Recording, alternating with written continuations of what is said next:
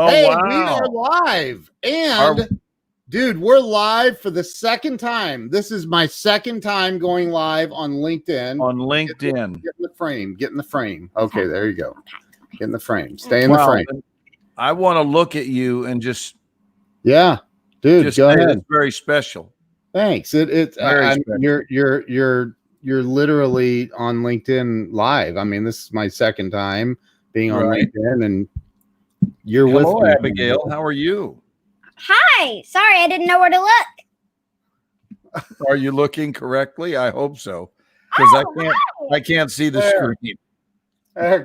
I can Look up. Look there. No, right. No, right there.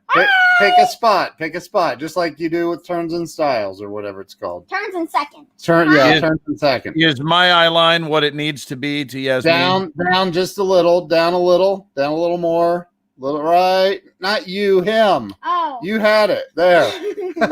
There. Perfect. That's it. Yeah, you got it. Give me a high five.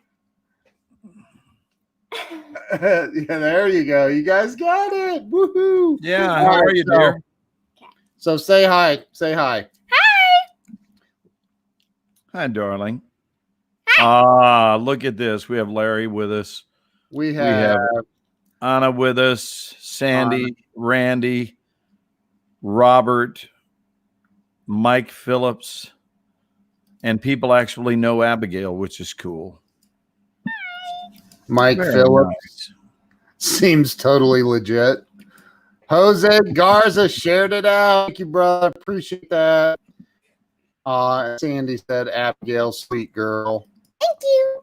Are we 100% confident tonight that what occurs will be worth sharing out? Are we at 100% confidence? Yeah. That what? Okay. So Abigail was, before we went live, Abigail was making the observation that certain accents leave you feeling more confident and better educated. Can you give us an example of that, Abigail? Yes. So when I talk in a British accent, it just like makes me feel like more smarter, and it makes me feel like I'm more like proper. You know what I mean? Oh, there's Roxy, who we continue to send our healing vibes and thoughts to as she continues to heal and recuperate. So go ahead and tell us.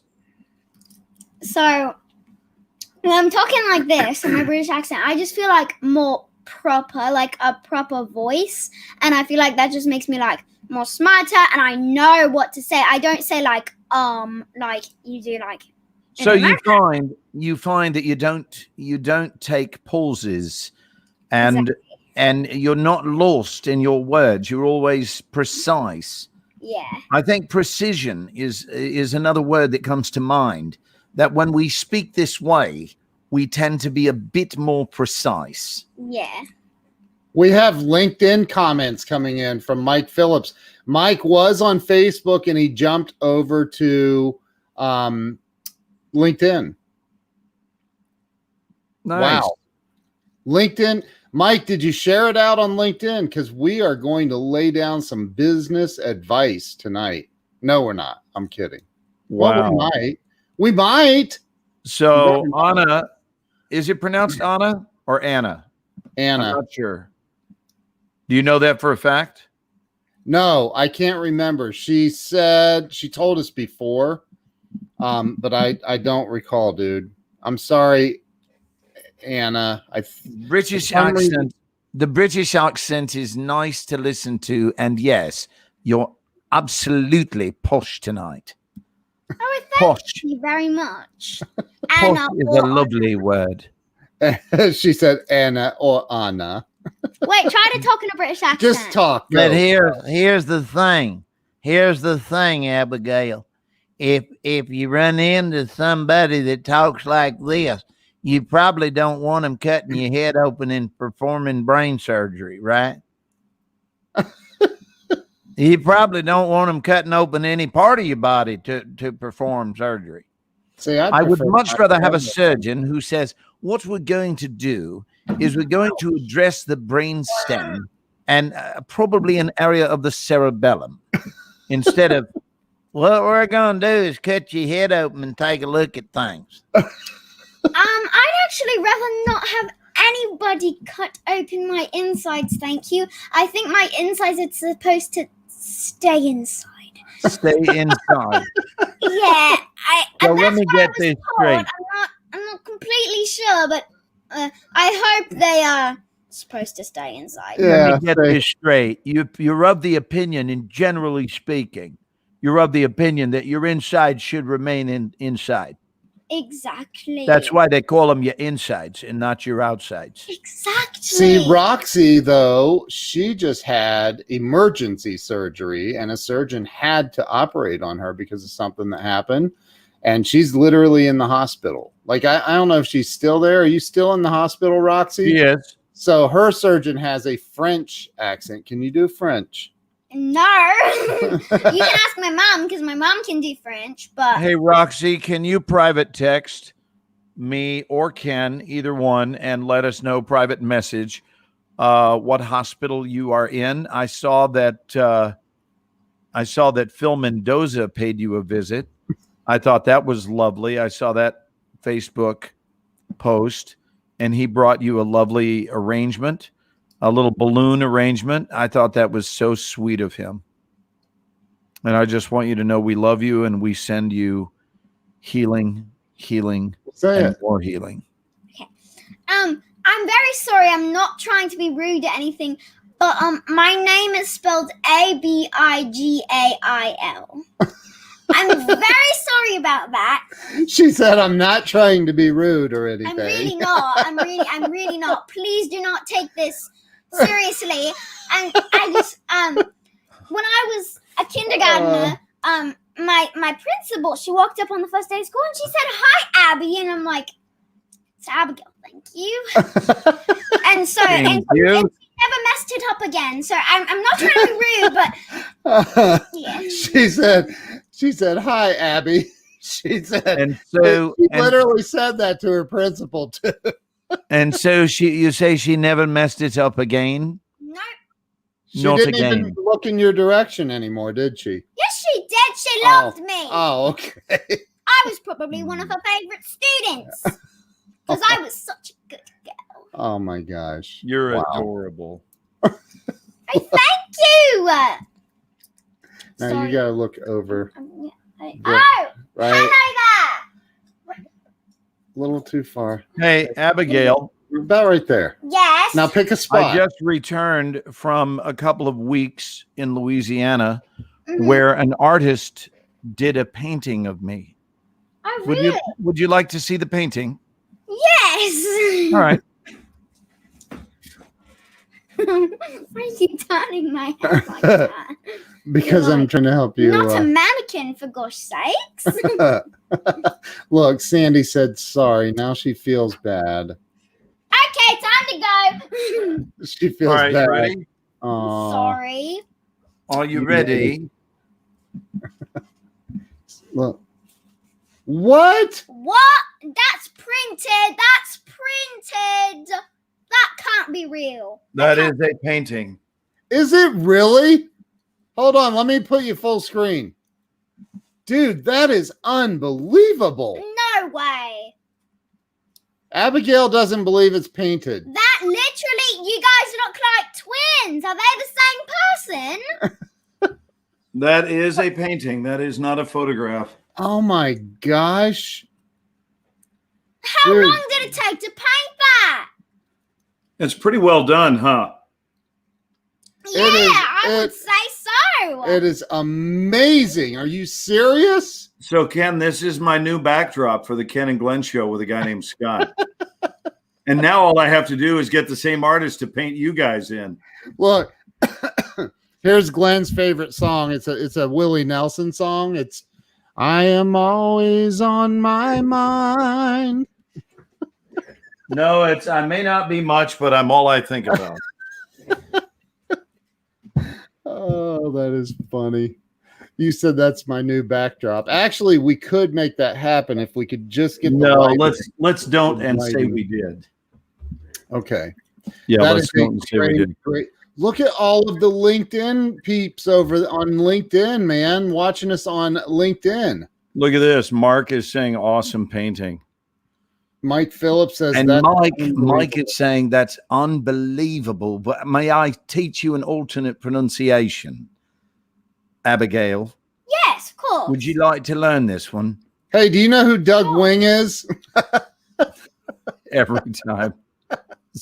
Hello, Doug. So I did a TV commercial years ago. This is like 35 years ago.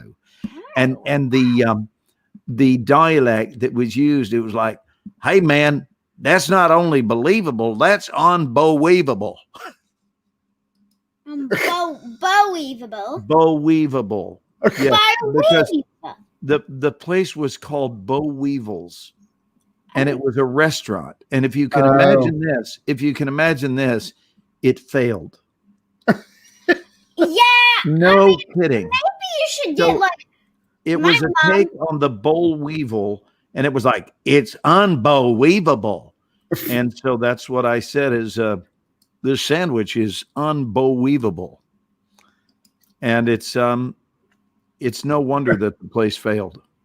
She's I think her expressions on her face kind of tell the story. So, well, I think if they really want to succeed and make an actual proper business, is what they need to do is they need to find a name that's catchy. Like they'll grab people's attention. Like here, let me try to think of one. Like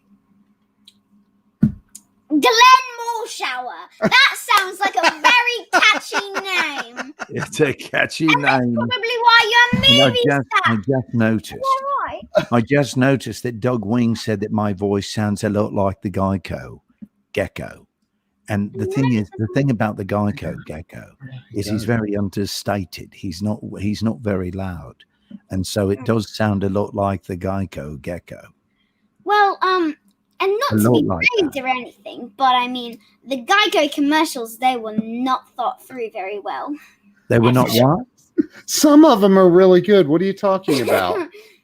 She said they were They not. need help customizing their insurance. And it's literally a bird. It's a stop talking to a bird with a suit and a hat on that has 2 legs and 4 little toenails. What are you talking about? You will never, ever need drugs. What are you talking about? Ever. Your natural high is so Oh, beautiful. why? What is the? I don't get. She said they didn't think through the Geico commercial. So, wait, no, it was the Liberty Mutual commercial. It was the Liberty Mutual commercial. Liberty bibbity. Liberty bibbity. I'm a struggling actor and I need all the help I can get. Liberty bibbity. What are you talking about? What? Benny, someone needs help customizing their car insurance. We've gone off the rails, and now we're going to go to Jay, the weatherman. Jay, would you like to report what's going on with Hurricane Laura? Can we go to a weather map? And I think I could probably get to Jay to do the weather. Oh, yeah. We need to do that. Do we have a weather map? I'll have to find one real quick because, Jay does not do well without a weather map. Jay can't even do his thing without a weather map. I get it. Let's just see what we can find here so Jay can. Hello, all of you on this bright and sunshine-filled evening from the Ken and Glenn show with a gal named Abigail on Friday night. Hello. Okay. I'm the girl named Abigail, if you didn't know. I'm the girl named Abigail. So, hopefully no confusion here. That is Glenn right up there. This is my father, and then I am Abigail. And no, I'm not British. I just like to talk that way. Did you find the map? Well, Mark said she is right about the. I know. It's so stupid. Like, they're like, Liberty Liberty. So Liberty, Glenn, there's really not a good weather map that I can find. Hang on a second. You want me to try to just wing it without the map? No, I have one here. Well, couldn't you just put on whatever you did the other night, even though there won't be a weather system moving through it? Yeah, well, that one's gone because they were tracking it live. But Oh, I got it. I do have. Let me do this. Hold on. Sandy wants to know who your favorite princess is. Disney princess. My favorite princess. Let's see here. Well, I really, really do like Belle. Yeah, that'll work. She like her dress is so pretty. I have like these princess little figures, like the like hard figures, and I play with them all the time. And yes, I still play with like Barbie dolls and stuff, even though I'm 10 years old, and my friends never do any of that. I don't care because I'm me. And I can do whatever I want to play with. Look what Anna says, and Anna did clarify it's Anna. Okay. So she says, yeah, it's quite fetching. It's pretty close. It's quite fetching. It's pretty close. She says it's close. Do you remember Ravina that was at our house in Las Vegas? Yes, I do. I remember she It's beautiful. Yeah. I don't remember if they stayed but maybe they did. Hello, So, Kayla. Right. Hello, Glenda. Hey, Hello, Kayla. Ravina and Anna and Robert. Glenda says that you are an amazing young lady. Well, thank you so much, Glenda. It's deeply appreciated that you have taken your words and your time to say something nice about me. Look at that. Do you know that girl? Yeah, I do. Hi, Mia. That's her little friend Mia. So lovely to see you this evening. What are you doing, mate? Go on, go to bed. Oh my God. Go on with it. Go on. Fly away. Brilliant is a word. Brilliant is a word that's used a lot by Brits. Also, I love this one, which is ledge, which is short for legendary, right? Legendary. It's ledge. Oh my God, that's ledge. I spent a couple of months over there spending some time shooting X-Men First Class. And people would say, oh, that story is ledge. Wow. Absolutely ledge. So everything became ledge. Someone would say, would you not here? I'd got friends in Texas who go, hey, you want a piece of apple pie? Oh my God, yes, that's absolutely ledge. And they're like, huh? I'm sorry, what? I said it's absolutely ledge. That's what I thought you said, and I don't have any idea what that means. Well, I play a game called Roblox. Sorry.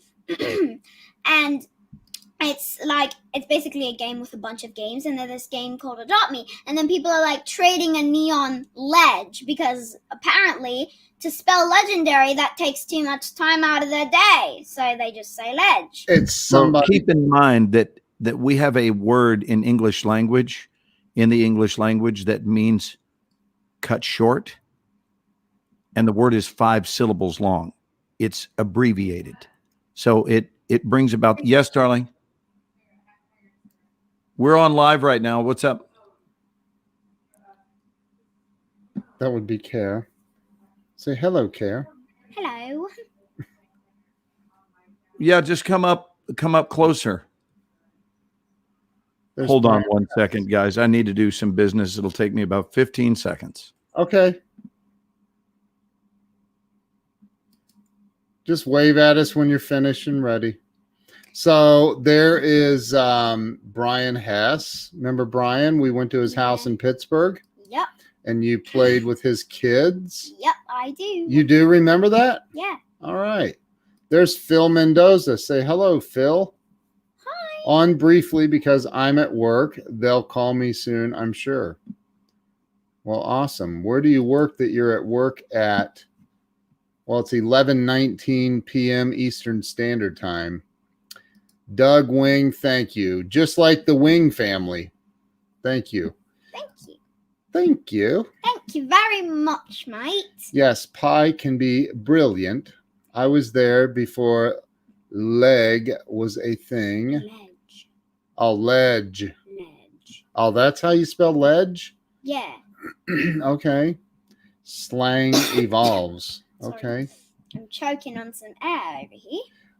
Mark Gasser, it is set up live notification. You get more entertainment. Thank you, Roxy. That's so nice.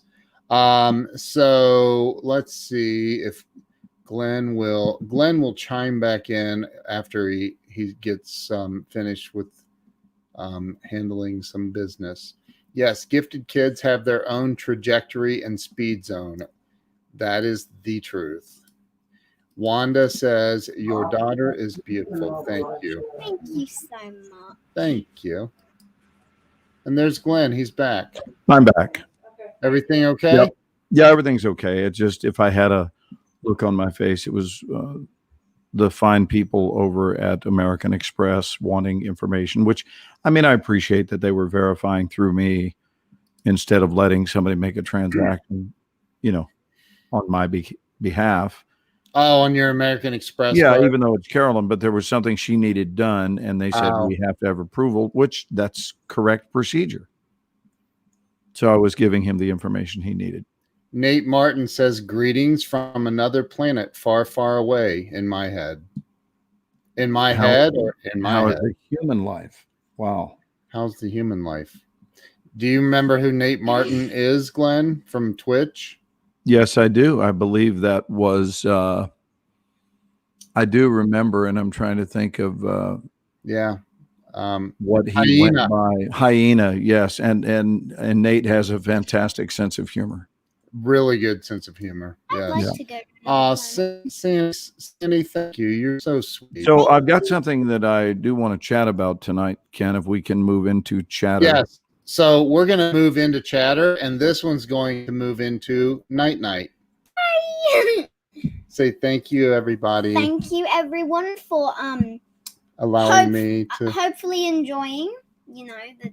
It's nice to see you, sweet girl. Oh, thank you.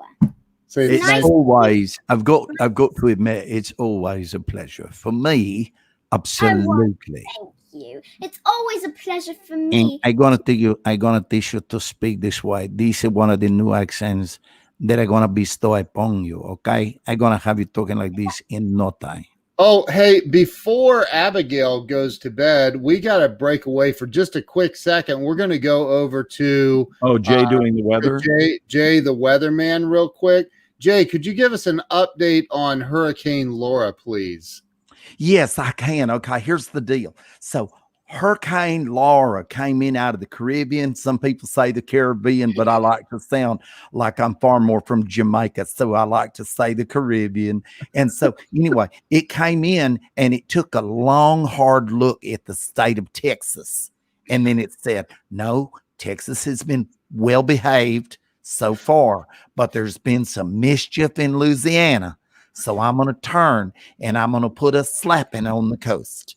And so that Laura got all upset, and you're mad when you're about 110 miles an hour, but when you get up to 150, you're just insane. So she got all insane and came inshore, and then she went up the state and mellowed out a little bit, kind of took it easy over Alexandria, which is in the central part of the state, and then made it up to a little area near I-20 between Shreveport and Monroe. And she went, oh my gosh, I'm just going to rain a little bit and scare a lot of people right out of their britches, which is what she did. And then she moved on up to Little Rock, and people up in Little Rock went, hurricane warning, what the hell is that? And the same thing down in Shreveport, because Shreveport received, get this, the first hurricane warning they've ever had. They've had tropical storm warnings, but they've never had a hurricane warning in Shreveport. So all of a sudden, Laura was real impressed with herself. She was like, oh my God, look what I'm doing in Shreveport. I'm creating history. People are talking about me. They're getting crazy all up in Shreveport. Hold on one second. Okay. I had to do some more business. So then what happened is it took a sharp right turn, as you can see. If you look at your map, it took a sharp right turn when it hit up an area around northern Arkansas and swept over Tennessee and a little bit of Kentucky, and now it's headed up to the Ohio Valley, and it's crazy up there in the Ohio Valley. And but it's thinned out, and now what they're saying is that while she seems to be well behaved right now, she's going to head out to the coast, back to the Atlantic side of things, and that if she is not completely healed, if she still carries any resentments whatsoever, she's going to get out there and get all stirred up again, and it could turn around and do crazy things. Anyway, this is Jay out of Knoxville, Tennessee, keeping you in mind for the weather. Thanks, Jay. And now back to Ken and Abigail and Glenn in the studio. Wow, thanks a lot. Absolutely love Jay. Jay's a solid guy. Solid guy. A lot of fun. Yes, Jay is hilarious. I don't know that Abigail knows exactly what. I think you and Jay are twins.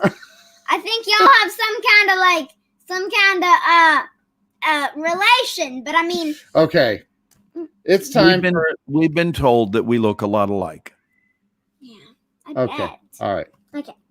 Good night. I love you too. Here, Lovely come here. night, everyone. Hey, Abigail. Well. Give. Ready? There we go. There you go. You can't. There you go. Because of COVID, you just got to get on a live stream and do it. Darn COVID, man. It really doesn't like the earth, Let's go. does it? Let's go. Okay, Good bye. night. I love Good night. you. I love Have a you nice too. night, people. Say good night, Glenn.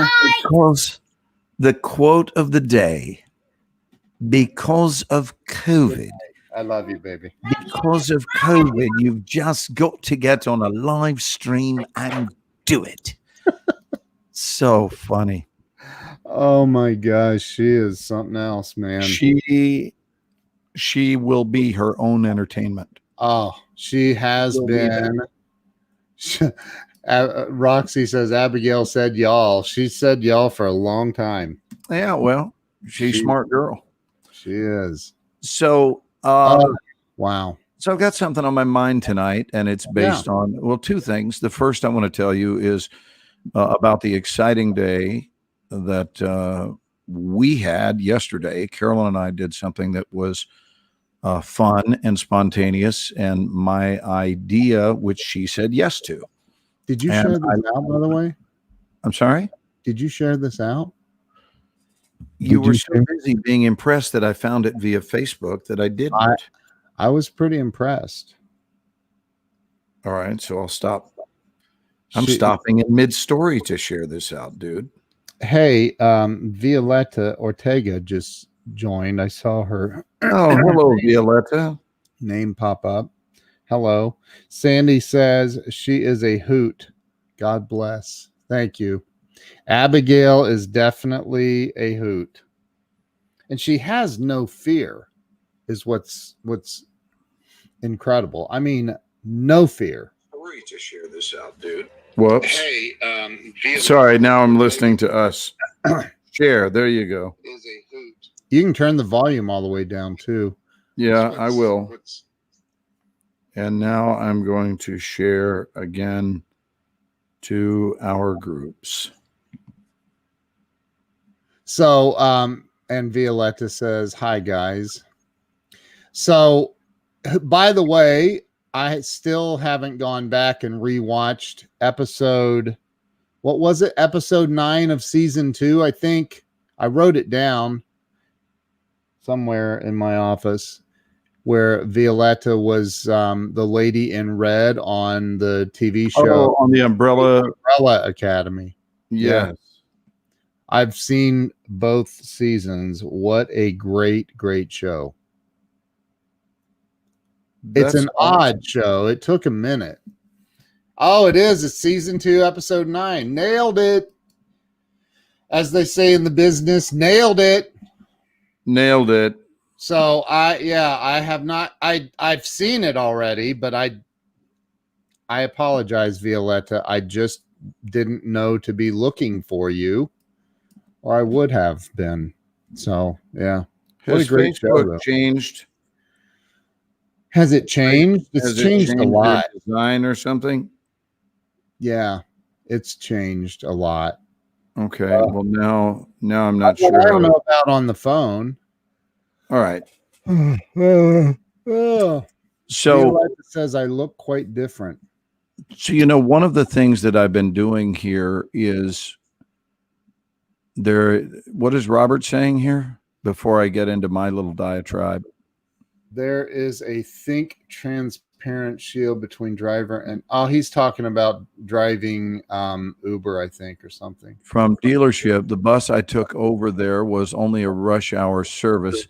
That busway I hadn't known they were building isn't fully opened. It completed. It felt like I was inside a house, inside a future sci-fi environment. Only a few people, most stations not yet open, and only buses double-decker on the road. Okay. So I have been removing things from my bucket list. I don't mean just deciding they didn't belong there. I mean doing them, acting on them. And I started doing that recently, like when I was 14, is when I started. So real recently. And it brings me such pleasure. And I don't think I spoke about this on one of our lives, but one of the things I had always wanted to do was travel across the world's longest bridge, which some of you may not know is the bridge that spans 23.83 miles across Lake Pontchartrain, which is the big lake on the north side of New Orleans. And I have flown over it endless times. I've driven around it. I've seen the bridge from the air, but by gosh, I wanted to know what it's like to be on that bridge. And I have to tell you, when you get near the middle of the bridge, you start feeling like you are on a bridge over the ocean. Over the ocean, not a section of the ocean. But imagine what it would feel like 1,000 miles offshore, crossing a bridge from the US to the UK, for example, where all you see is water and you see no land. So there is that view from close to the middle section. And then all of a sudden, off in the distance, when you're southbound on the bridge, here comes this most amazing view of the New Orleans skyline, because it is emerging from the water. And should we tell everybody that I actually was on that bridge with you? Yes, you were. He was not in the car with me, but he was in the car via camera. Yeah. And I was rolling live per the DMV instructions.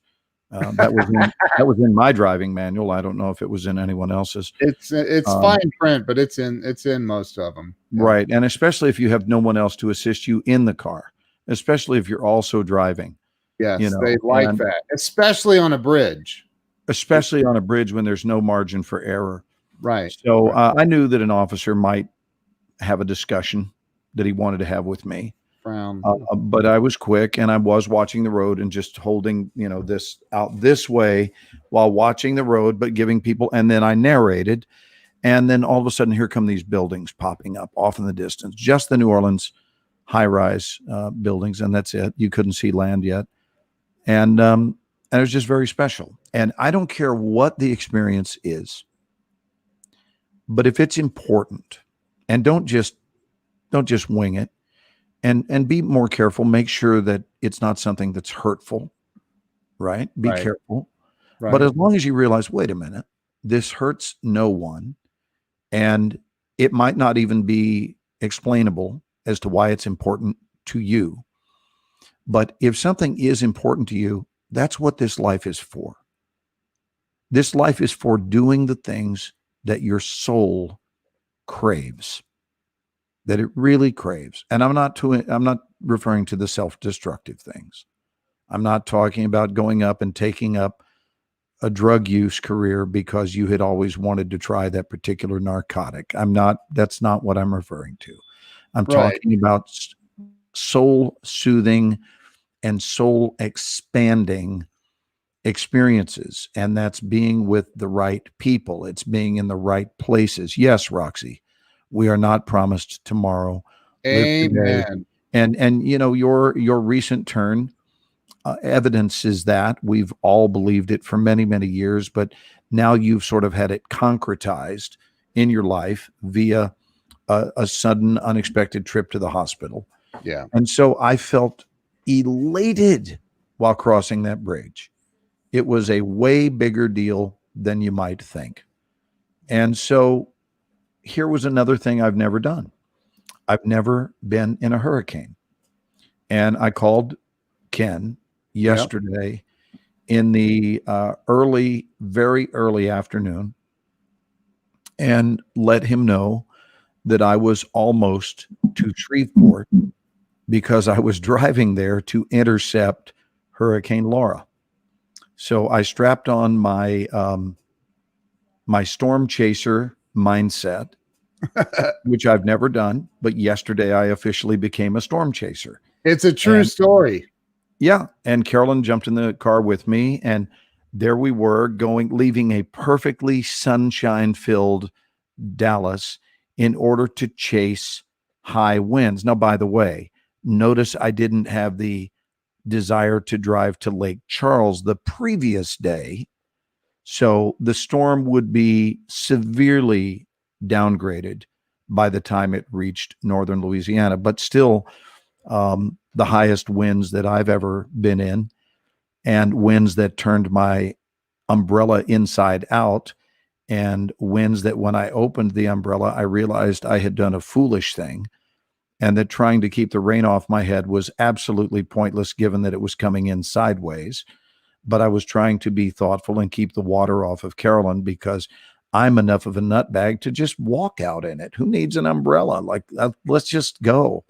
And if I had said, who needs an umbrella, Carolyn would have done this and said that would be me. I would be needing the umbrella.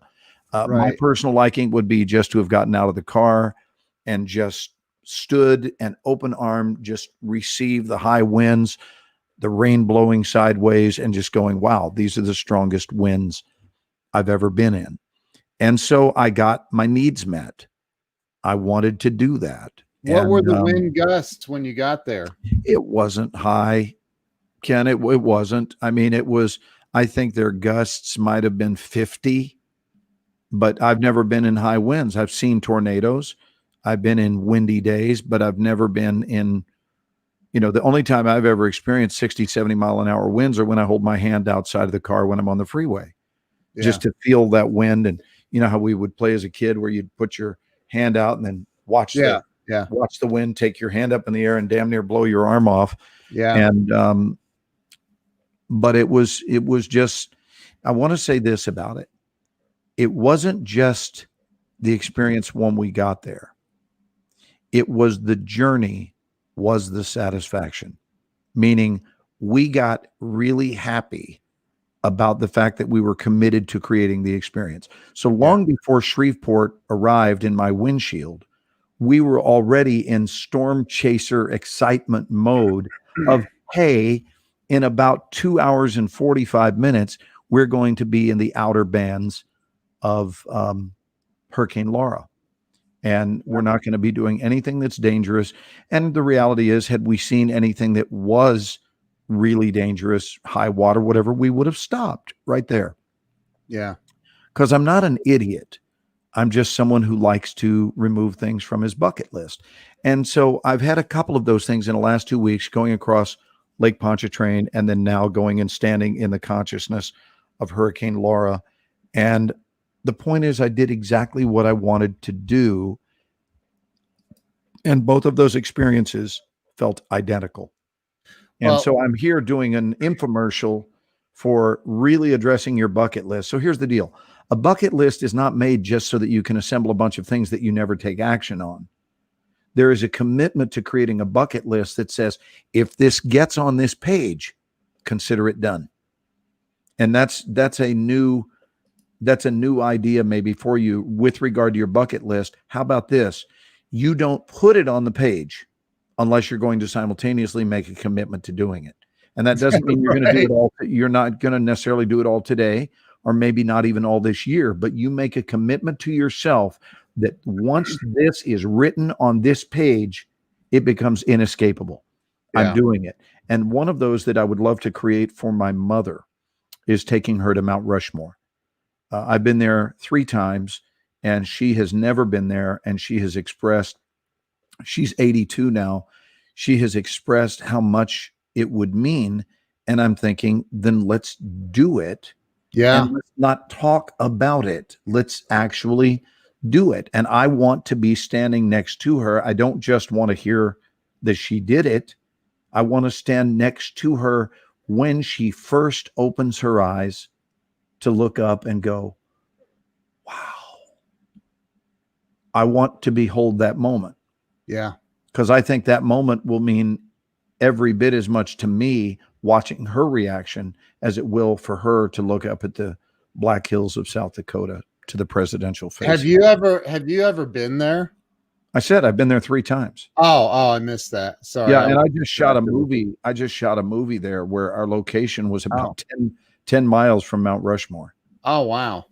So I remember driving to Seattle, and I was on, I think, 80 that runs up through South Dakota, and it was winter-ish, and they one thing I'll never forget is in South Dakota and that whole region, when the interstate gets really, really bad, they have these big metal gates that come down and they close the interstate, and like you can't go any further. And wow. I was like, I mean, it was snowing, and they're pulling these triple trailer tractor trailers with the 3 trailers, and I'm driving like I'm an 85-year-old terrified grandma. No offense to any 85-year-old grandmas, but I was freaking out, and I'm doing like, I don't know, 30 maybe, because there's like 2 feet of snow, it felt like, and these tractor trailers flying by me. It felt like they were doing 100 miles an hour. It was unbelievable. But speaking of bucket lists, Glenn, I know that for the longest time you've wanted to meet somebody, and I'm going to bring this person on right now. Oh, you are? Right now. Awesome. I know you've wanted to meet the real Doug Wynn. There's Doug. Holy cow, I got to get... You guys hear me okay? We hear you great. Hear you beautifully. Jeez, I'm at my house. I was half asleep, and Ken texts me and says, "Can you come on the show?" I said, "What the heck?" You're half asleep. Wow. Well, I guess it is 11:45 if you're in the Eastern Zone. No, yeah. He's in Utah. You're in Utah. It's 9:42. Okay, I was listening to the show, and then I started watching Meekum car auctions on the DVR, and I fell asleep. I'm sorry, but no, I'm sorry. You know, there is a rumor traveling around, Doug. There's a rumor traveling around that the Ken and Glenn show is one of the greatest sleeping pills there is. No, it wasn't. It wasn't you. I had a long day, but anyway. Where are you in Utah?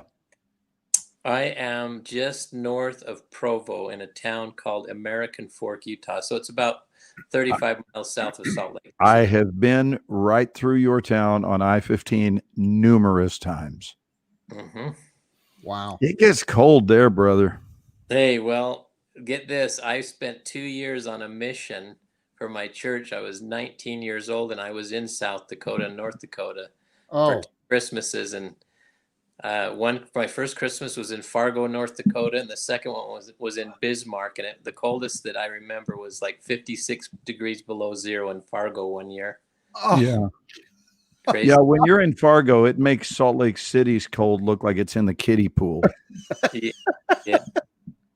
Windy and cold, and then try going door to door and that kind of stuff and talking to people about religion. It's very interesting. Man, they really got to need some dosages of religion to want to chat with you. But maybe, you know what, if you start your share with, you know, I'd like to talk to you about God. I'd like to talk to you about the Holy Spirit. There's probably something very endearing if you have snot sickles coming out of your nose that would invite someone to, you know, to want to compassionately invite you in. Oh my gosh. They're like, man, all I can tell you is this young man is dedicated. Yeah, right.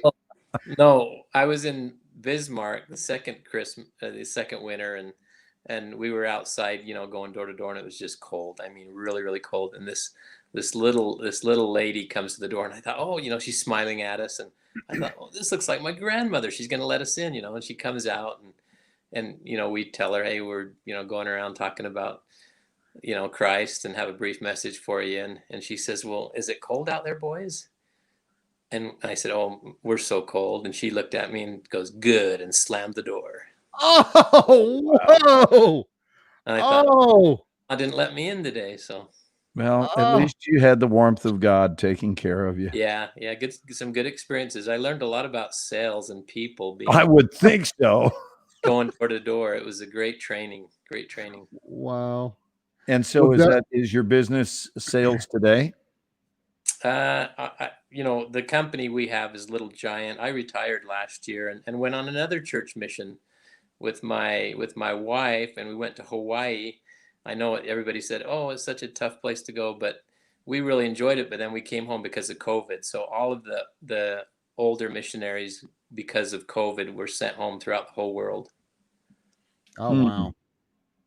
Wow. And how is the COVID situation in Utah? Utah, it's not bad. We do have a mask mandate. Everything's open, but if you go to the grocery store or to the mall or to a restaurant, to get in, you've got to wear a mask. But we have about 300 to 400 new cases every day. But we have what, 3 million people in Utah? Not that many, not many compared to Texas or Ohio, but it's really low. I mean, it's low. Well, that's very good. Yeah. So Doug was he said he was a huge fan of yours when you were on 24. Oh, thank you for watching, man. We had a lot of fun doing that show. Yeah, and we all miss it. We miss each other, and we miss doing the show. What's that? You're in Dallas? Well, I am now. I was in Los Angeles at that time and lived in LA for about 35 years. But fortunately, I hit that career rung on the ladder that it doesn't matter where you live anymore because people are offering you jobs. And we had a dying parent at that time. My wife's mother was dying, and we did not want to miss the end of her life. And we didn't want to put Carolyn through the pain of flying back and forth constantly. So she said, would you mind if I stayed? I just need to stay. I said, of course you do. Mm-hmm. And she never went back home. She came for her mom's exploratory surgery. And when they gave us the grim prognosis, she said, Dallas is my new home. And I wholeheartedly supported it. And the phone never stopped ringing for me. So we decided to go ahead and buy a home here. And we still keep our home in Los Angeles. Mm-hmm. But man, oh man, my wife grew up here as well. So we're happy. And what we thought would be a year has now turned into 8 years here. Yeah, that's great. Texas is a wonderful place. A good friend of mine used to live here and then moved to Dallas, started a roofing company. He's doing very well. And he loves the people in Texas. He loves the home prices and he just loves it. He said, I'm never coming back to Utah. He just loves Texas. He's in Dallas. Yeah. If we had the Wasatch Mountains, we'd be in the front row. If we had skiing, that would be wonderful. But Dallas is tough to beat unless you're addicted to mountains, in which case you're not going to be happy here. But the people are wonderful. And I'll tell you something else. I happen to hold the opinion that people are wonderful everywhere and that they're primarily responding to your level of engagement. And if you engage with love and you engage with fairness and you engage with decency and kindness, generosity and support and everything that is intrinsically good, you're going to create favorable results. I don't care where you are. But I also know that there are parts of the country that, based on things like population, nature of the business of the area, that certain areas are more competitive than one another. So kicking back and having wonderful, lengthy conversations on the street when you randomly meet someone is more likely to occur in rural areas than it is, say, for example, in New York City. And that doesn't mean that it can't occur in New York. Of course it can. You can meet fantastic people anywhere. But my point is, for the most part, you'll find that in big cities, people are so preoccupied that the act of stopping to just go, hey, I just want to say hi, man. I just want to say hi. And I remember that when I first moved to California, when I brought my Texas charm, my Texas warmth with me, people looked at me wondering what I wanted. Yeah.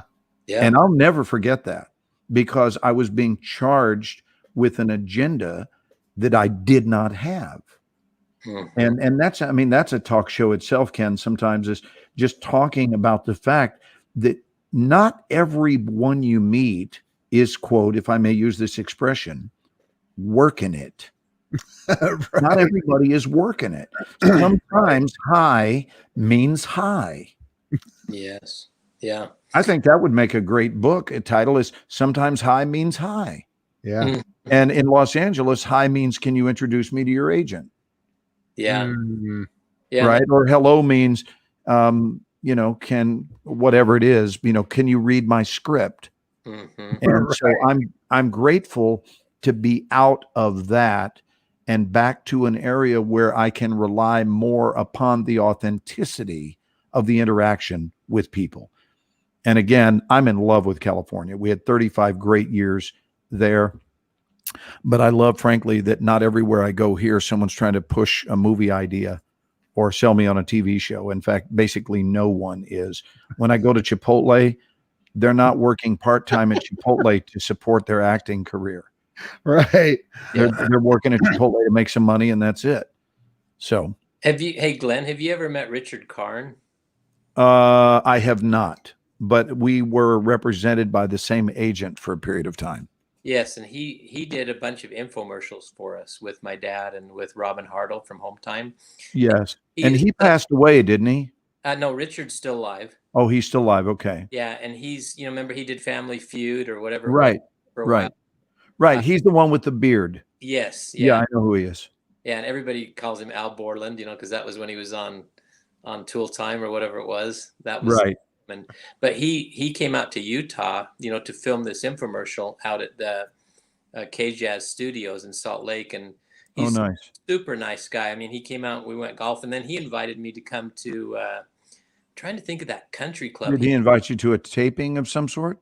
No, he invited you to a country club. Okay. He invited me to go golfing with him, like in Beverly Hills, or I'm trying to think of where that was.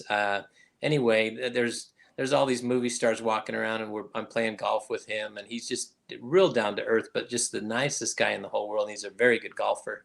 I was just wondering if you met him, because no, I haven't, but I got to tell you, even the phrase "down to earth" is an example when people are simply normal. I'm going to just offer you some insight. I'm going to offer you some insight into the line of work that I've been in for 50 years, and I've been in it professionally for 45 years. Is I think it's a comment on our business that there must be a perception from the public that the average person is not very nice or very open or whatever. And here's the reason I say that. Because when they're merely nice, they get credited for being down to earth. Whereas if you meet a plumber in Little Rock, nobody says, man, he's so down to earth. They don't say that about a plumber. And the reason is they expect a plumber to be down to earth. Yeah. So I really think on many levels, they expect an actor or a celebrity of some sort to be a jerk. And then when you're not, it's like, what a pleasant surprise, Martha. He's a real human being. Yeah. But you know what I'm saying? Yes. And I was a little intimidated, you know, because he's on television and all that. But he's just like you and me and Ken and everyone. I mean, he's just great. Yeah. Right. Isn't that weird though, that there are people and Doug's done well in his life and career. You know, Little Giant Ladders is the third largest ladder company in the world, right? So like he's done very well, and it's like there are people though that reach these levels of financial success and fame. And Glenn, I probably said that about you right after I met you. I probably called people and said, man, I just hung out for a couple of hours with Glenn Morshower, and that dude is just really down to earth. Right. No, I mean, I know that happens. And here's the Yeah. most overused word in show business. Have I ever told you this, Ken? Do you know what the most overused word is? And it's not a joke. It's the God's honest truth. The most overused word is amazing. Amazing. Like someone goes, "You've worked with Harrison Ford." Yes, I have, for quite a while on Air Force One. Is he amazing? He's nice. I mean, he's decent. He called my mother. He called her on the phone and left her a beautiful message that said, "Hey, Barbara, answer the phone. It's Harrison." I thought was sweet because she had a massive crush on him. That is so And was funny. very frank with me about it. She said, "It's over between Paul Newman and me." I said, "Really? Tell me why." She said, "He's too old for me now." She said, "I need a younger man." This was like 25 years ago. She said, and apparently, you know, my stepfather was like, "Look, if you need a hall pass," and he was playing, of course. But she said, "Harrison Ford, just, you know, I'm pretty dreamy about Harrison Ford." So I arranged a phone call because I knew that it would make my mom's day to have Harrison call. And he was like, "Yeah, dude." He uses dude, by the way, Ken, like you do. He loves the word dude. He goes, "Yeah, That's dude." just him. He got that from me. I'm sure he did. There's no question about it. I But just he think my said, name dropped. "Let's do this." And I just think, you know, those are the kind of people I'm drawn to, are the people who can not only think about themselves, but they actually route their decision through what they know it will mean for the other person. To Yeah. me, that's a conscious human being. And man, if the world was filled with only people who thought as much about others as they do about themselves, and they thought, "You know what? I can do this. It's nothing to me. It'll take 5 minutes of my time, but I know how much it will mean to somebody else." And this is the beautiful thing about, you know, celebrities visiting children, for example, who are dealing with very gloomy situations medically or whatever, is a little quick visit or a phone call or a card Yeah. can be literally life or death for that kid vibrationally. You know, we used to have a lot of kids from the Make-A-Wish Foundation that would show up on the set of Transformers, and I've been a presence in 4 of the 5 Transformer movies, and they just wanted to come up and get a greeting or a hug from the general, and it kicked my butt every time. Every time they would walk away and they would say, I heard this a lot. "You're my hero." And every time I looked and I said, "That may be true, but you're my hero." And I meant it. I thought, I'm a pretend hero. And I did say that to some of them. I said, "I'm a movie hero. You're an actual hero. And you're my hero." And then you stop and think, as a child that is suffering with anything, that would mean a lot. So my dear Christian friend Don Rhodey in Phoenix gave me this piece of life wisdom years ago. I said, "Don, what is it that always makes you, hey Joe, that always makes you so even keeled and consistent?" Because people say that about me a lot, that they basically rarely see me in a subpar mood. And I said, "And I've got my secrets. I'm curious what some of yours are." And he said, "Here's my biggest one." This was in like 1982, so 38 years ago. He said, "Glenn, I think the secret to happiness is to identify a need within another human being and meet it before they even ask." That's great. And I just thought, it changed my life. I heard that. You ever hear something and file it away immediately as truth? You just know it's true. And so I encourage people all the time to be on the lookout for someone that is hurting, for someone that has a need, for someone that could use an encouraging word, whatever it is. And don't wait for the opportunity. create the opportunity to be the facilitator of that.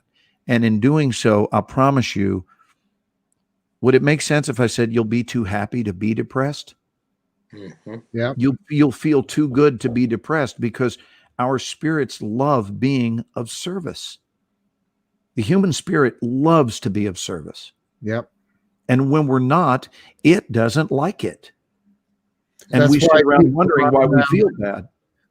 That's why people run around for entire lifetimes chasing their tails, because they don't know how to stop and be of service to someone else. So they're always chasing an illusion. They're chasing something that's not real. That's so well said. It's only when you are in service to other people that life becomes magical. But that's my opinion. I'm not. Well, I happen to think your opinion is right on, and it certainly depressurizes everything, because you're not going to be consumed by things if you're really just being of service. And it's interesting how many things, like if something's, we have a simple phrasing down here in Texas, we say if something's bugging you, if something's bugging you. It's interesting how if that's your mindset, when you go be of service, so often, I would say minimum 50% of the time, when you come back to the thing that was bugging you, it's not bugging you anymore. Hey, I'm going to give up my seed for a minute, you guys. I'll be right back. It solves itself. Mm-hmm. You have any thoughts about that, Doug? I mean, it's amazing that when we prioritize in a healthy and correct way, and one that aligns with our soul, one that aligns with our belief systems, then all of a sudden, all the things we were worried about or preoccupied away, they're seemingly dissolved, or at the minimum, they're certainly improved. Don't you think? They're made better in some way. Yes. Yeah, there's a scripture in my faith that says, when ye are in the service of your fellow beings, ye are only in the service of your God. Is that out of the Book of Mormon? That is, yeah. It is. What verse is that? I don't have it memorized. I mean, Oh, you don't have it memorized? Well, you said it so eloquently. yeah. Well, I have that part memorized, but it is, Can you say it again and just say it a little more slowly? Yes. I just want to hear this. When ye are in the service of your fellow beings, ye are only in the service of your God. You know, my favorite word in there is the word only. Mm-hmm. That's my favorite word in that passage, because it says there is nothing else going on here. It's only that. And it basically, it's suggesting that all sense of separation is dissolved. You're only doing that. It doesn't say, here's what I can't help but notice, Doug. It doesn't say you're also doing that. It says you're only doing that. This is one of the reasons we have a saying in our workshop. One of our affirmations is the expression only love. And we use it all the time. And many of my students have started adding that as their, their departure line, their closing line, when you'll say something in lieu of sincerely or best wishes or thank you, comma, in so many of their emails to one another and people they feel warmly toward, they sign it only love. Yes. So, okay, I found it. It's in a book called Mosiah. Okay. Chapter 2, verse 17. Okay. Will you read it for Ken? I think Ken had already left. Sorry. It says, okay, so it's 2 verses, 17 and 18. It says, when ye are in the service of your fellow beings, ye are only in the service of your God. And if this is King, it's a gentleman his name is King Benjamin. He says, he was a king at that time. And he says, and if I, whom ye call your king, do labor to serve you, then ought not ye to labor to serve one another. So he was a king in the Book of Mormon, that he served other people. He didn't just sit on his throne and say, bring everything to me. It's a really good story where he went and labored among the people and actually served them as a king.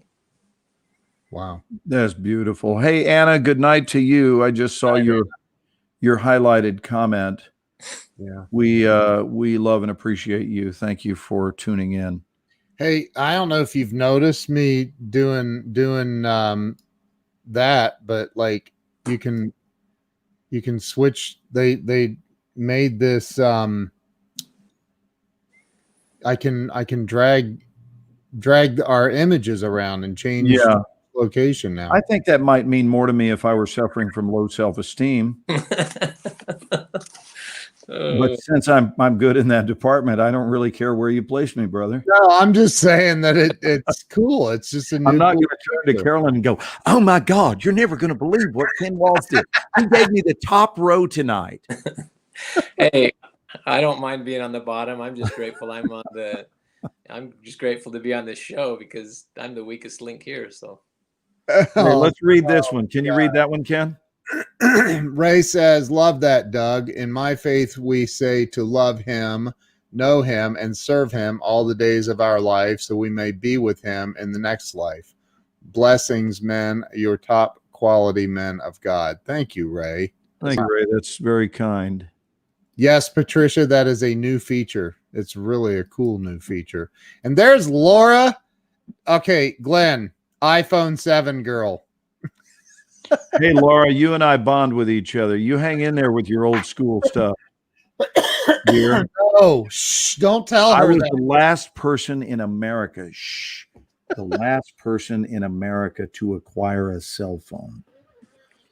hey, My Ken, agent, I did it because my agent finally said, "Dude, I need a little help here." She said, "Way to bust me out." hey Ken, don't tell anyone. Oh, I forgot we're live. That I don't have a computer. I just have an iPad and an iPhone. I know. There you go, Doug. I love it. I'm old school too, I guess. Look at this. Weldon says, "This is the kind of Ken and Glenn conversations I love to be a part of." Yeah. Really, Weldon? Well, good, man. Good. And here's the beautiful thing. We really do embrace so many different walks of life. Amen. And we have, we have so much fun just openly discussing things. My old buddy Ivan Schoenwald is here tonight. I just realized that. Hello, Ivan. Nice to see you, brother. We grew up together. Yeah, we were grade school buds. Oh, really? And we're both still breathing air at 61, which is awesome. What is a Joeism? In Joeism, we say if you are expecting thanks or recognition, you weren't helping with your heart. That's the truth. Mm-hmm. Yep. Yeah, that's really true. Yeah, when you're really giving, you're not looking for an ROI. Right. Because your ROI is not what's motivating the giving. And I keep explaining to my students that you don't give to receive, but rather receiving is a byproduct. But that's not the motive. There's a big difference between something being the motive and being the byproduct. And I happen to think if you're giving in order to receive, if that's your primary motive, here is all I know about the wisdom of life. And I'm going to say this unashamedly. You're not going to fool this system. Mm-hmm. You're not going to fool this system. This system is far too intelligently run. You're not going to manipulate it on your behalf. Mm-mm. You're never going to be successful if your primary reason for giving is in order to receive. But if you do maturely recognize that receiving is a byproduct of giving, then you just continue to give. You continue to be of service. But the two reasons you want to be doing it, if I can be specific, are one, because it's just plain right to do so. Mm-hmm. It's the primary reason. The secondary reason is, for the record, it feels really good to do it. It does. And it feels good immediately. It doesn't feel good once the ROI shows up.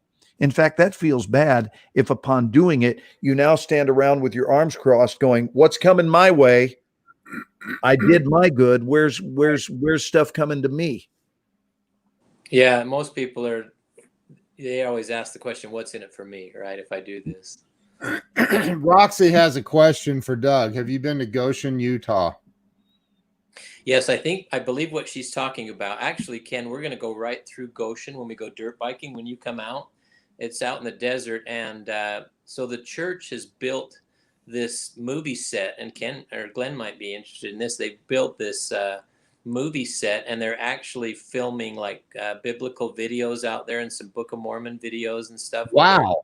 recreated like Jerusalem, and I mean they've got camels and everything, and it's pretty cool. I mean it's just a real what they're doing out there.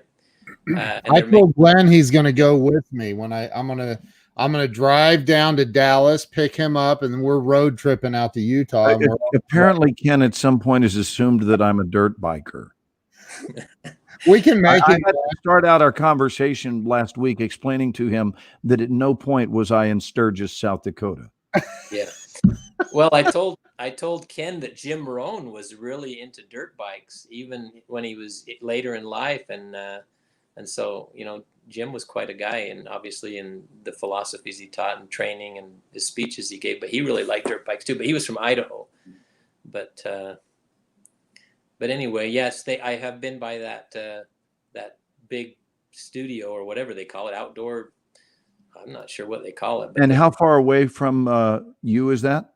Oh, it's about 45 minutes to an hour. Oh, wow. And so if you go, they, like I said, they have these videos online and it's pretty impressive the way they've made these, and they've got a whole set out there, like I was mentioning with the camels, and they've made it look like the Middle East. I mean, Jerusalem. You've got a little dirt bike we could put Glenn on and teach him how to ride it real quick, couldn't you? I love how the term "little" gets used. I had to, man. It's like sitting at the kids' table at Thanksgiving. I get my little dirt bike. A little Honda Trail 70. Yeah, a 70. We'll both be like, "Come on, Glenn, what are you doing back there?" And I'm there like, we could put him in one of those side by sides. Those have they have the full roll cage with the harnesses and everything. If he flipped that, he'd still be okay. Oh, that's funny. Hey, maybe those bikes originally were designed only to be ridden by egomaniacs, just because it goes me, me, me, me, me, me, me, me, me, me, me, me, me, me. I'm just saying. Gosh. Hey, there was a beautiful comment up there that was by Weldon. He said, even if we subconsciously think about ROI, God gets you straight really quick. Weldon? Where is that? You don't see it? Hold on, I'm looking. Weldon, I think that is infinitely wise. Well, I think here's what I think, if I may. I think look at this. Joe Ingram says I can be the one to call 911 when you two go get hurt. No, I told Ken I have the helmet, the boots, everything. We got all the riding gear because Glenn, our bankers were big dirt bikers from Wells Fargo, and they used to come out twice a year and they'd go out in the desert and ride dirt bikes with us, and we'd bond with our bankers. It was pretty fun. Oh, that sounds like a hoot. Yeah, and we'd go out to dinner with them afterwards, and then they couldn't walk for about 3 or 4 days. And he said, well, we can go up to Robert Redford's place, right, or something. We'll go to Sundance for dinner. I have been to Sundance for dinner before. It's right there in the tree room. You've eaten there? I have. That's a wonderful restaurant. It is, and that whole facility there is beautiful. Did you go to the film festival? Is that why you were there? Well, I've been to the Sundance Festival, but I'm talking about over in Sundance itself. Yes. Yeah. So I've been to both. Wow. Yeah, beautiful place up there. Ken, you should take your wife. They've got these beautiful cabins you can rent up there, and it's unbelievable. Okay. We're gonna do it, man. So here's what I think about the giving thing. I think that people, because I've talked about this before, like I highly encourage giving. I highly encourage helping other human beings all the time. And there is always a return on that investment, always 100% of the time. But the bigger return comes from what you were just saying, and that is about the intent that you have behind the giving. When your intention is to just genuinely help somebody else, and that's your intention for a long time in life, and you just live like that, well, then blessings pour in. I mean, it's the scripture I carry in my wallet, Malachi 3, that says, bring the whole tithe and offering into my storehouse so my children may have food. Test me in that way, says the Lord Almighty, and see if I will not throw open the floodgates of heaven and pour out so much blessing that you'll not have enough room to store it all. Yada, yada, yada. I don't think it says yada, yada, yada in there anywhere, but Probably not. That's a Seinfeld episode. I was thinking about how funny it would have been if you said, you know, I carry it right here in my wallet all the time. Tommy's Car Wash, $10 off on your next visit. Thankfully, you found the correct scripture. oh my God. Wow. Ken prefers the Skyline life. The Skyline, speaking of Skyline Chili out of Cincinnati, Ohio. I have eaten at Skyline Chili. It's the good. best. It's real good, yeah.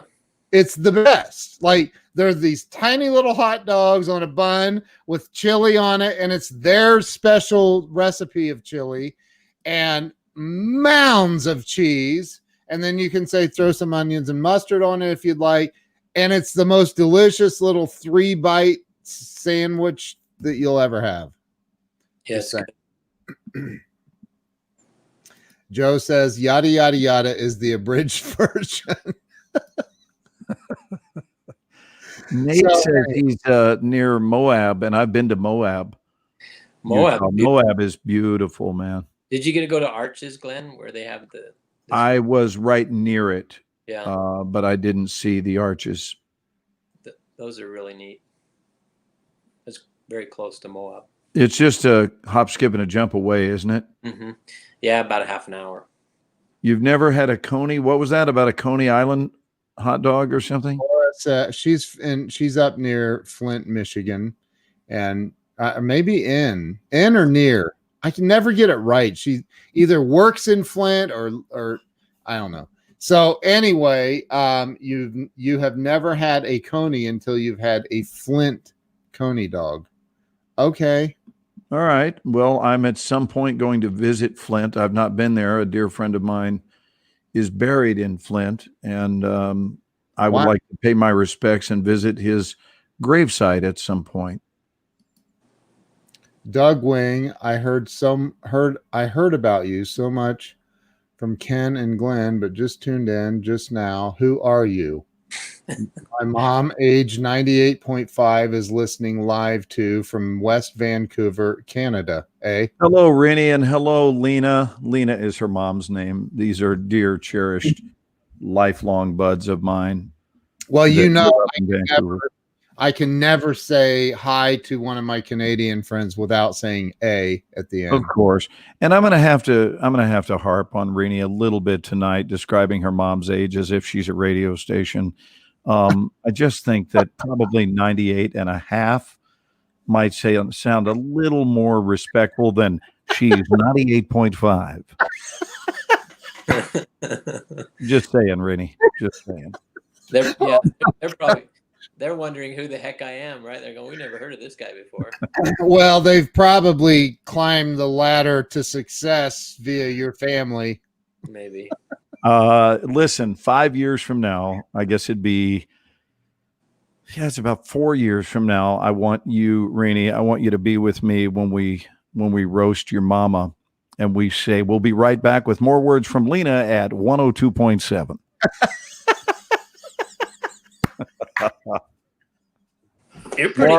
Laura, you and I will meet at some point. Have you been on the radio before, Glenn? I've done a lot of stuff for radio, but I've never had my own show on radio. You know, Ken and I need to take this show and have it nationally syndicated. That's my feeling. Yeah. If you would like to see us nationally syndicated, drop a 1. Go ahead, Ken. Did I do it right? Tell them to drop a 1 in the comments. In the comments section. Drop, yeah. Nationally syndicated on Sirius XM radio. Right. Something that pays a little better than this project that we do. Although our payment is love, my friend. Our payment is love. Hey, for the record, I want to give a little shout out to someone who will only hear that I gave her a shout out if someone says, do you know that Glenn Morshower gave you a shout out on the internet show, the Ken and Glenn show the other night with a guy named Doug? And so there is a woman I do not know her personally, but I still want to give her a shout out. Her name is Delilah, and you could probably look her up on the internet, which I have not done yet. But I know if you're driving through the Shreveport area, and I keep in mind I was there for Hurricane Laura yesterday. If you're driving through Shreveport, which I also was a week ago coming back from our movie shoot in Baton Rouge, and both times I listened to this woman named Delilah on 96.5 KVKI, I think is what it's called, KVKI.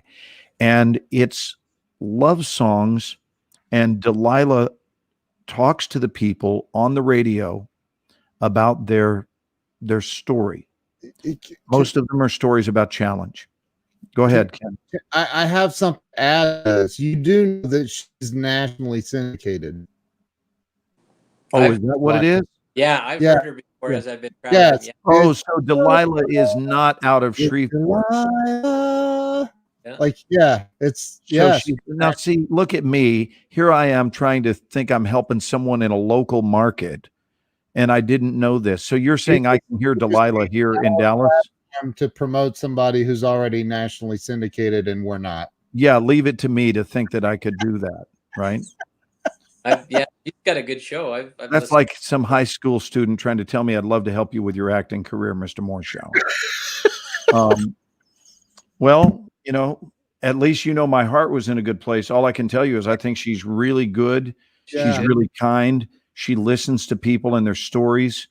And, you know, and she says, I'm sorry you've been dealing with this medical condition, or I'm sorry about that broken relationship. And I'm going to send this song out to you. And then really caters to what they're hurting by finding a musical, I would call it a musical massage for their soul, to massage their ears and their soul with music. And I'm just crazy about this lady. I think she's answering a very high calling. She is, I promise you, on a local radio station in Dallas, Texas as well. All right. So I'll look her up on the internet and find that out. I wonder where she's out of. That I can't answer. I don't know. I would go out on a limb and guess that she might actually be located in the greater Los Angeles area. Oh, look at this. We're now hearing Delilah's comments. Someone says Delilah from the. Let's read what Renee has to say. So my mom, age 98 and a half, wants to know, who is Doug Wing? She says his voice is angelic-like. Well, let's leave it up to Doug to say hi. Her name is Lena, Doug, if you'd like to say. Lena, how are you? I'm from Utah, and my family started a company called Little Giant Ladders. My dad was the founder, and that's who I am. I'm just an average Doug, I guess. But thank you for the compliment about the angelic voice. But no, seriously, I live in a 55 and over community, and I am 55, but I live around all of these older, wonderful people, and a lot of the I don't know what it is about me, or just I don't know, these older ladies. A lot of them are widows. They're my friends. They like me. So it sounds like Lena likes me too. And Lena is short for Magdalena. Oh, Magdalena. Wow. And she is just an amazingly beautiful woman, completely cogent, and she will sing the Ave Maria for me when I go visit, and it's just insane. Wow. I just love the almost, it's borderline passive aggressiveness in the beginning, because I can just hear Renee saying, okay, so my mom, age 98 and a half. Yeah, that was a little bit of a dig from Renee. That was her busting my chops, but we've been friends for 22 years, so she's got my blessing to bust my chops. Well, Delilah literally owns Delilah.com. Oh, wow. That's how big Delilah is. Yeah. So am I like the last person to learn that she's nationally syndicated? She's been syndicated for a long time. I've been traveling throughout the U.S. 30 years, maybe. I listened to it quite often when I was traveling, driving rental cars. So do you agree with me that she's pretty incredible? She seems like a really nice lady. Yeah. Look at Amber, who looks like she would be family to me. Yeah, Amber is a wonderful. Hey, Ken. Yes, sir. with everyone, with her asking who I am, we really need to. Your wife needs to finish my website. Yeah, well, it takes a little longer than a week. I know. I'm just kidding. Did you see Joe Ingram listed Delilah, www.delilah.com, and now he's listing www.glensanidiot.com? No, he's not. Oh my. Oh, I love it. People talking to each other on here. Yeah, Weldon says pretty much, Glenn. Look, I had no clue until Glenn brought her up, so you weren't the only one. Oh, now is that a moment of truth, Joe? Are you serious? No, Yeah, I can't tell because Joe plays so much that you got to wonder when he's crying wolf. You don't know. He would not lie about. He would feel really, really good knowing that, like, yes, in fact, Glenn is the last person on. So listen, can we make it our mission? Because what is this? I'm eating cheese, age 3.5 years old. Okay, Nate, that's bizarre. Yeah. That's the real stinky stuff, right? I have to tell you, Nate, you look older than 3.5. I got to be honest. Oh, he said cheese is it's 3.5. So I said, is that the really stinky stuff? Oh, the 3.5-year-old cheese. Okay. Yeah. I don't know. Oh my gosh. I thought he was just admitting to being a cheese eater since age 3.5. I'm sorry, since age 3.5. Goodness gracious. So what specifically? I want to see if our audience wants it. Nobody dropped a 1, by the way, Ken. So I don't think they want to see us go national. I think we got a one. No, we got a bunch of ones. Joe put 1.5, so he's not. Oh, Roxy wants to see us a lot go national. Yes. 1.5. That's funny. Nate isn't eating. Oh, Ivan gave us a 1. That's nice. A lot of people did. We got a lot of ones. Yeah, I think that'll be our next step. But listen, I'm not joking about this. Can we work even this week, like to begin at least get underway with, whether it's for this week or for 3 or 4 weeks down the road? But let's see if we can find a way to have Delilah on our show. I've come from Yes, so I don't see things as far-fetched. You know that about me. I don't think it's any big deal. I think you're never more than one relationship away from making contact with anybody. Glenn, you have an agent. I'm aware of that. So what I'm saying is it might be that I make the phone call and say, hey, Harry, Harry, how do you help me get a hold of Delilah, this little small town voice in Shreveport, Louisiana, that needs my help? How do we get a hold of her? And don't you know, I'm going to tell her that story. I'm going to tell her that I'm picturing her at this little private microphone that's not even as good as my Yeti mic. And she's sitting in a shed, a little barn in Shreveport. And Morshower comes driving through her town thinking, I think I'm going to help this young lady. Oh, my God.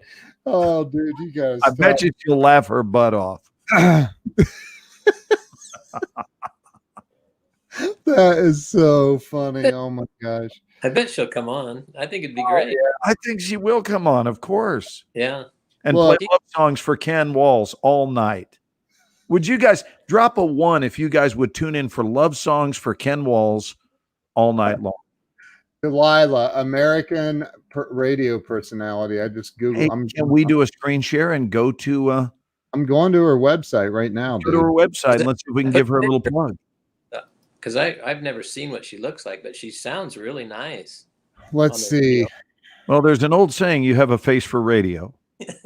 Oh, jeez. I bet she.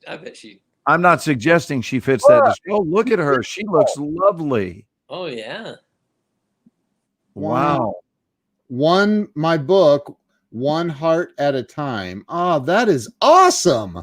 That microphone, Glenn, looks like it's more serious than just Shreveport. Yeah, I know it does, doesn't it? You know what, Doug? I'll bet you her ladders at home are just as high quality. I hope so. I bet they are. Hey, Glenn. Yes. Is that radio right there look familiar to you? Yeah, it looks like the only radio I've ever owned. Is that what you're trying to poke fun at me for, Ken? Are you trying to say that's probably what Glenn's radios at home look like? Hey, look, she's even got an ad on there for Geico. Remember we I talked know. about Geico earlier. Isn't that amazing? But she's on iHeart. iHeart Radio is like it's a national show. Hey, I'm on iHeartRadio too. Doug, you have an episode from Breakthrough Walls on iHeartRadio. You're on iHeartRadio now. And so is Glenn. I know Glenn's on there every day, probably. I really want to meet this woman. She looks nice. I just want to meet her. I think here's the thing. It's tough to be doing good work and not be a good person. That's right. She's doing really good work in the world. Get your phone out right now. I double dog dare you, because you know she's on air right now, and call this number and say, Delilah, this is Glenn Morshower. First of all, she's not going to be on the air now. She ends her show at 11 p.m. Oh. Hey, tomorrow. Can you try tomorrow? I think it's 11 p.m. Monday through Friday. So I would be able to call her this next week. She might be watching our show. Well, if someone who knows her is friends with her that says, Delilah, they're talking about you right now on the Ken and Glenn show. Hey, go back. What's this about food? She's got like a cooking thing on here. She says, let's eat. Right food and family go hand in hand. Trying new recipes with my kids and cooking gigantic meals for the people I love gives me the greatest joy. Oh, look at that. Wow. She's super talented. Look at her. And she's got a farm. Would you look at that? Ken, would you look at that? Just look at it. Just look at it. Look at this. This is amazing. She seems amazing. Yeah, she's doing stuff in Ghana, it looks like. Wow. Humanitarian things. It's amazing what these little small town girls out of Shreveport can do with just a little help. Facebook page. Yeah, we need to get her on, dude. Let's do it. Hey, you want to give me an over-under? You know what an over-under is, Ken? I am not familiar with that at all, Glenn. It's a betting term. It's a betting term. Give me an over-under, how many days or weeks it will take me to get Delilah to do our show.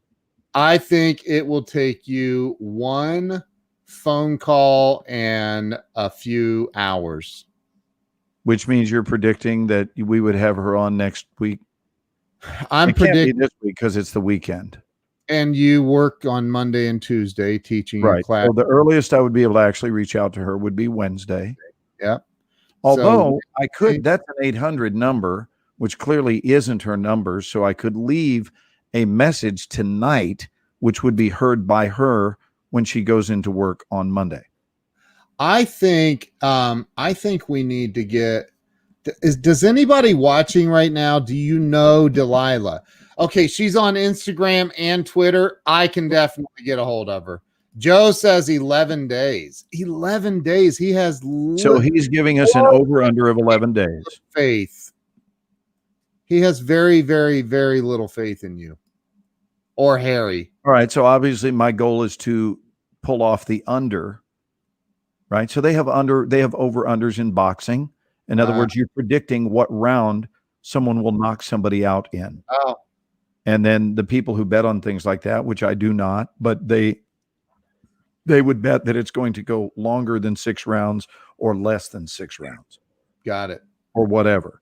So Joe is giving me an over-under for 11 days. Laura says 3 Laura's days. giving an over-under of 3 days. I think it'll happen in the first day. I think about 7 days, about a week. 7 days before the two of us actually talk. Doug, is that what you're saying? Yes. 7 days. Okay. That's reasonable. You got hold on. That's like betting at the horse track and not going and seeing the horses or knowing anything about them. Glenn's agent is like the most powerful, biggest agent in all of Hollywood.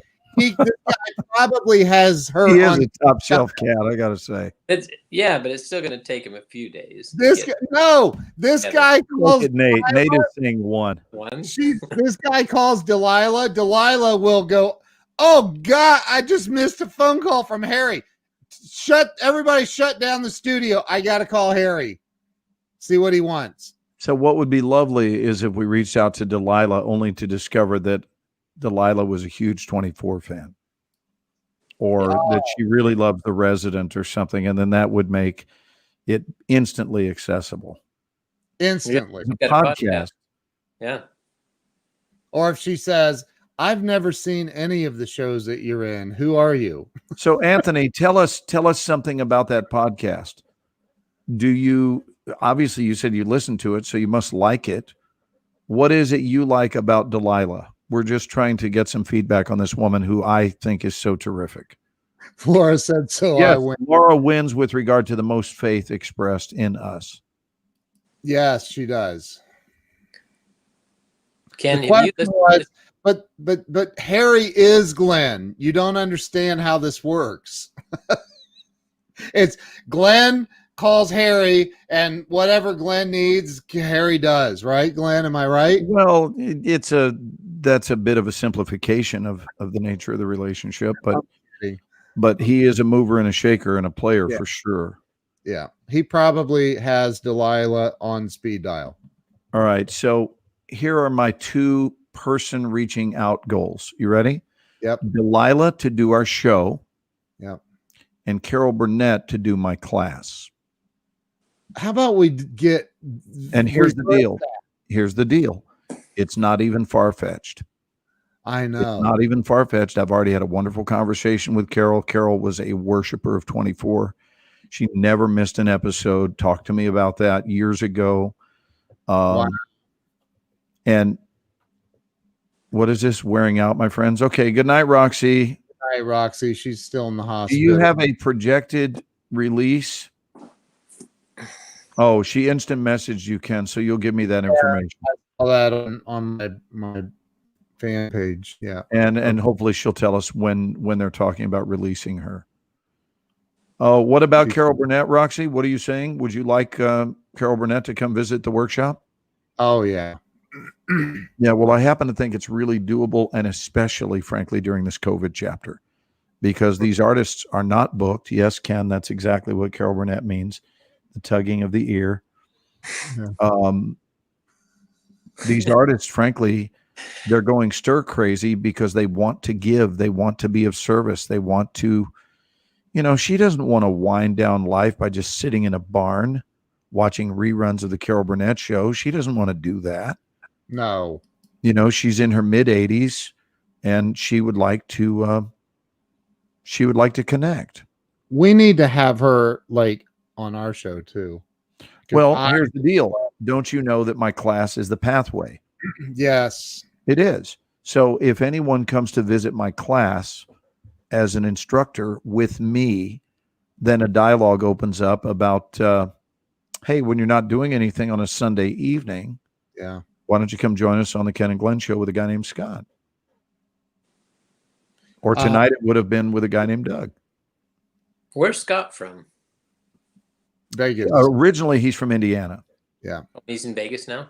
Yeah. He lives in Vegas now. He's from a little town called Caruthersville, Indiana. Yeah. What was that last comment? Ken, I missed it. Sorry about that. Was it Nate? The show has limited bandwidth, so thousands of people are waiting in the queue to get in. Wow, that's nice. You should get Carol Baskin on the show. We can talk about tigers. It's interesting that I keep hearing how Facebook, is it Facebook, Ken? Because you know more about this than I do, limits the number of people that see these broadcasts. Is that Facebook that does that or what? It's the algorithm, but yes, they do. They decide, here's the thing. Right now, we only have 13 people watching from multiple places. Right. And so if we were all laughing and smiling and more people were hitting the heart button, and more people were sharing this out. And, if we were giving them a reason to hit the heart button or the laugh button and they were sharing it out, Sure. then we have a lot more than that. And the more that and the quicker it increases as well, it tells the Facebook algorithm, oh, hey, people are loving this show. We need to show it to more people. So just using like 5,000 friends I have, right? Like if they go, well, this nobody's really hitting the like button or the love button, so it's not that popular, and the show kind of sucks, so they aren't going to show it to as many people in their news feed. Pat Right. Hayes, This is a stellar review of our show, by the way, Ken, that you're putting together. I'm not. Hey, we're getting some hearts now, I think, and Pat Hazel just jumped in. It's Pat Hazel hitting the hearts. Do you know who Pat Hazel is? No, I don't, but I'm grateful for the hearts. So if Pat is the guy that played with you on Friday Night Lights, I told you about. Oh, right. Okay. Got you. He's the writer with Jerry Seinfeld for 7 years. Thank you for the hearts. Yeah, thanks, Pat. Yeah, Crazy. so, hey Ken, if Carol Burnett comes on the show or Delilah comes on the show, it will be a lot more popular than what it is tonight because I'm on here. Well, you're the great Doug Wing, however. No, but Dude, if Carol Burnett was on, it would be shared like crazy, and there would be so many more views. well, and we might get more hearts and likes, but we have been on for an hour and 41 minutes, so people are their hearts and likes. They're tuckering out. I understand that. Yeah. I will tell you that the evening I met Carol Burnett was so beautiful because it was at the Screen Actors Guild Awards in 2007. And it was the 13th year of the show. And I was on the ballot as a nominee that year and was at the awards. And on the next table over, Carol Burnett was sitting there with Betty White. And let me just tell you, everybody on the planet wants to meet those two women. They're incredible women. And so I went up to say hello to both of them and had a lovely visit. But the visit with Carol was especially significant because she said, you do not need to. I said, hi, Ms. Burnett. I said, my name is Glenn Moore. She goes, you don't need to introduce yourself. I know exactly who you are. And with your blessing, I would prefer to call you Aaron because you are my favorite character on my favorite show. And I never miss an episode. And I just thought, somebody pinch me to see if I'm dreaming because this is mind blowing. And it turned out that she really meant it. Wow. And we had a lovely visit about the show. And what I remember most is I was trying to explain to her what a huge presence she was in my life growing up, and that she brought a lot of smiles into our home. And she said, sweetheart, I appreciate this, but I want you to know it's your time now. I've had my time.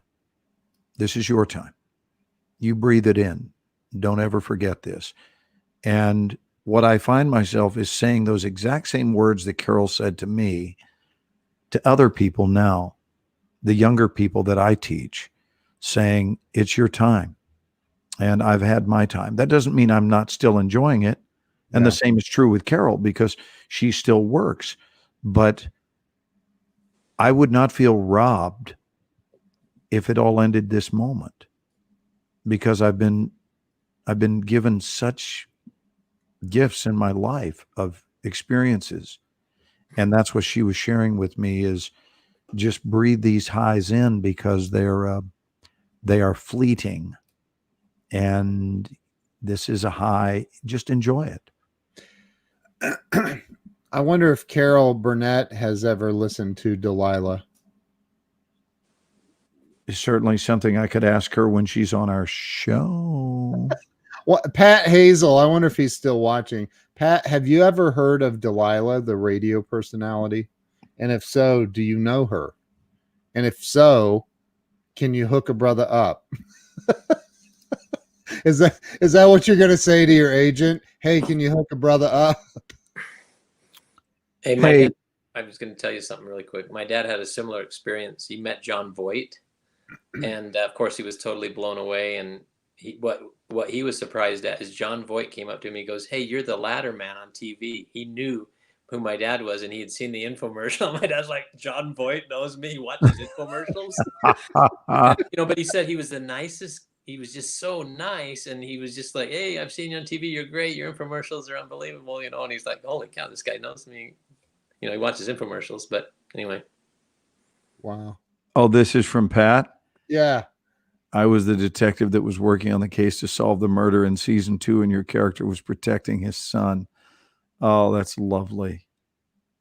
Awesome, Pat. That's beautiful, man. Andy Caldwell. What did Andy play in Transformers? Because we had a small cast of about 185 people.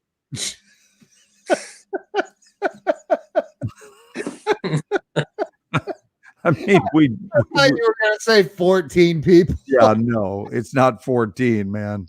Oh my gosh, that's funny. Are you kidding me? The credits of the film are almost as long as the film itself. Look, there we go. Oh, there it is, right there. Pat is going to hook us up, dude. I know, like Pat can call Jerry Seinfeld, and Jerry knows everybody.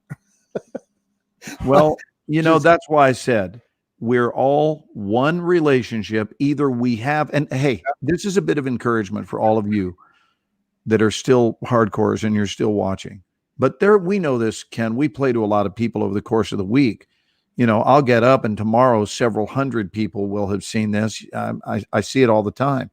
Yeah. And by the end of the week, there's always at least 1,000 people that have seen it. So here's the deal. This does not apply merely to us. This applies to you. Every one of you, and I want you to know this.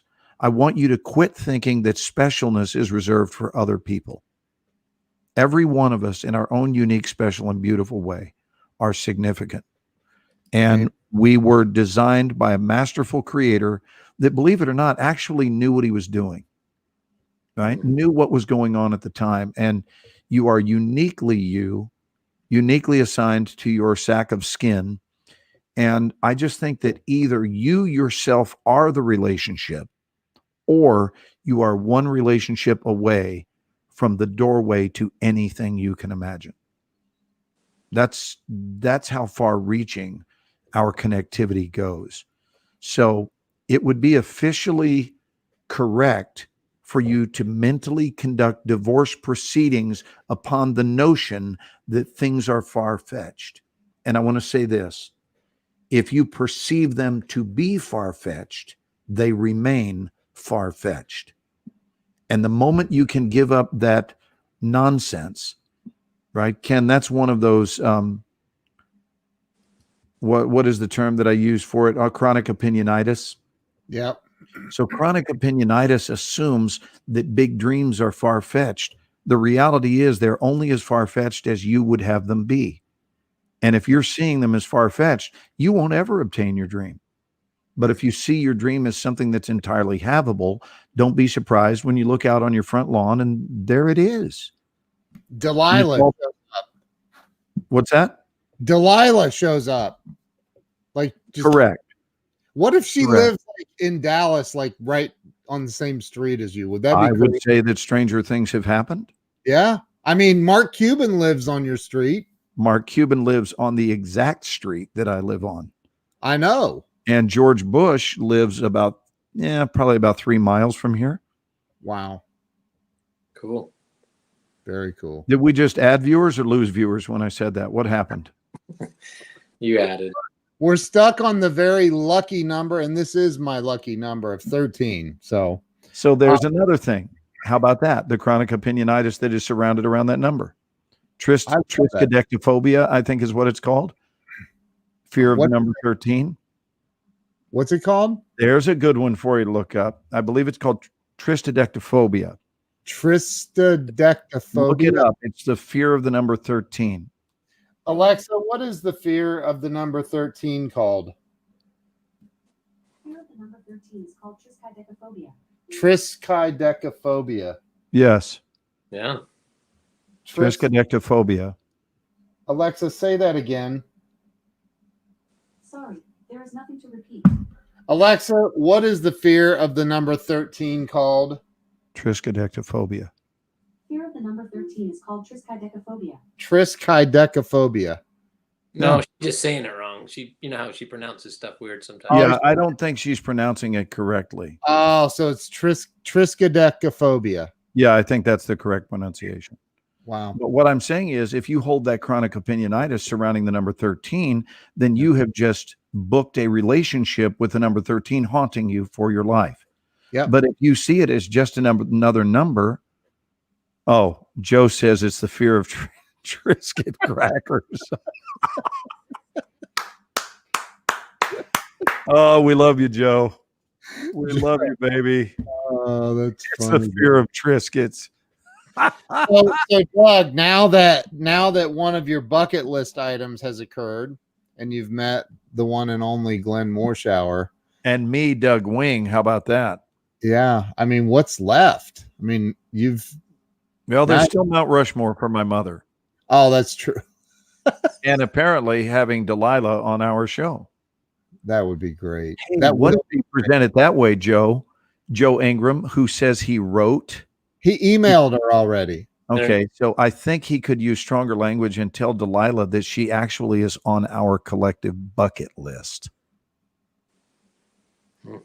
Say that again. That she's on our bucket list. Who? Delilah. Oh, Delilah. I mean, Yeah. no pressure, woman, but you're on my bucket list. Nah, she'll do it. Yes. Alexa experiences verbal abuse. You know what? Nate's right about that. I've seen you get really irritated at her as though she is your spouse. No, she's supposed to be this artificial intelligence thing that is not very intelligent. Yeah, and if You just said that right in front of her. you probably Well, bad words to her too. And remember, Alexa, you're stupid.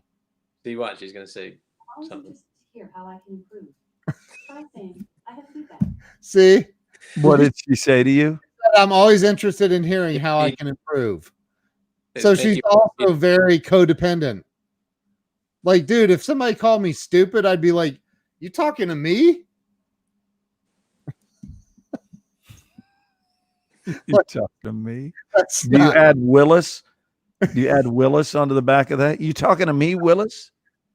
Oh, Do you look, say what you talking about, Willis? Doug needs to build a ladder next to his goal. That is funny. I don't know why. This is funny. Doesn't really make any sense. Robert Brooker says that is why I rarely see a 13th floor in a residential building, but there was one in the building I lived in when I first returned to Toronto, right below the Sky Dome, although it isn't called that anymore. Those monster trucks are really loud. That last line seems to be utterly disconnected with the rest of the paragraph. It's just a random share about monster trucks, and that's why we love Robert. It's It's as though, like the last line said, "I'm not a big fan of Denver omelets." It's just like, what And does that have to do with what you just said, Robert? oh my gosh, I can't take it anymore. Oh Monster truck. wow! that come from? Yeah. Well, by the way, we are being watched by more than 13 people tonight because Renee counts as 2 because Magdalena is watching with her. If they're still watching after Oh, are you kidding me? Vancouver. They are night owls, man. you probably made Renee feel bad for making her mother sound like she was a radio station. No, the last time Renee felt badly was during the Carter administration. She hasn't felt poorly since. She's Canadian. Why would Hey. she care about the Carter administration? What Okay, about Jimmy Carter for our show? how about Huh? not? He's actually a nice guy. He's I'm sure he is. What if we could have Jimmy Carter on our show drinking Billy beer? Didn't Billy die of alcoholism or something? Well, his beer is still available. We looked it up one night, remember? Pat says, "What is fear of Denver? What is the fear of Denver omelets? What is it?" He's right. I'm with him. It was funny, but what's a Denver omelet? I know that it's what is it? It's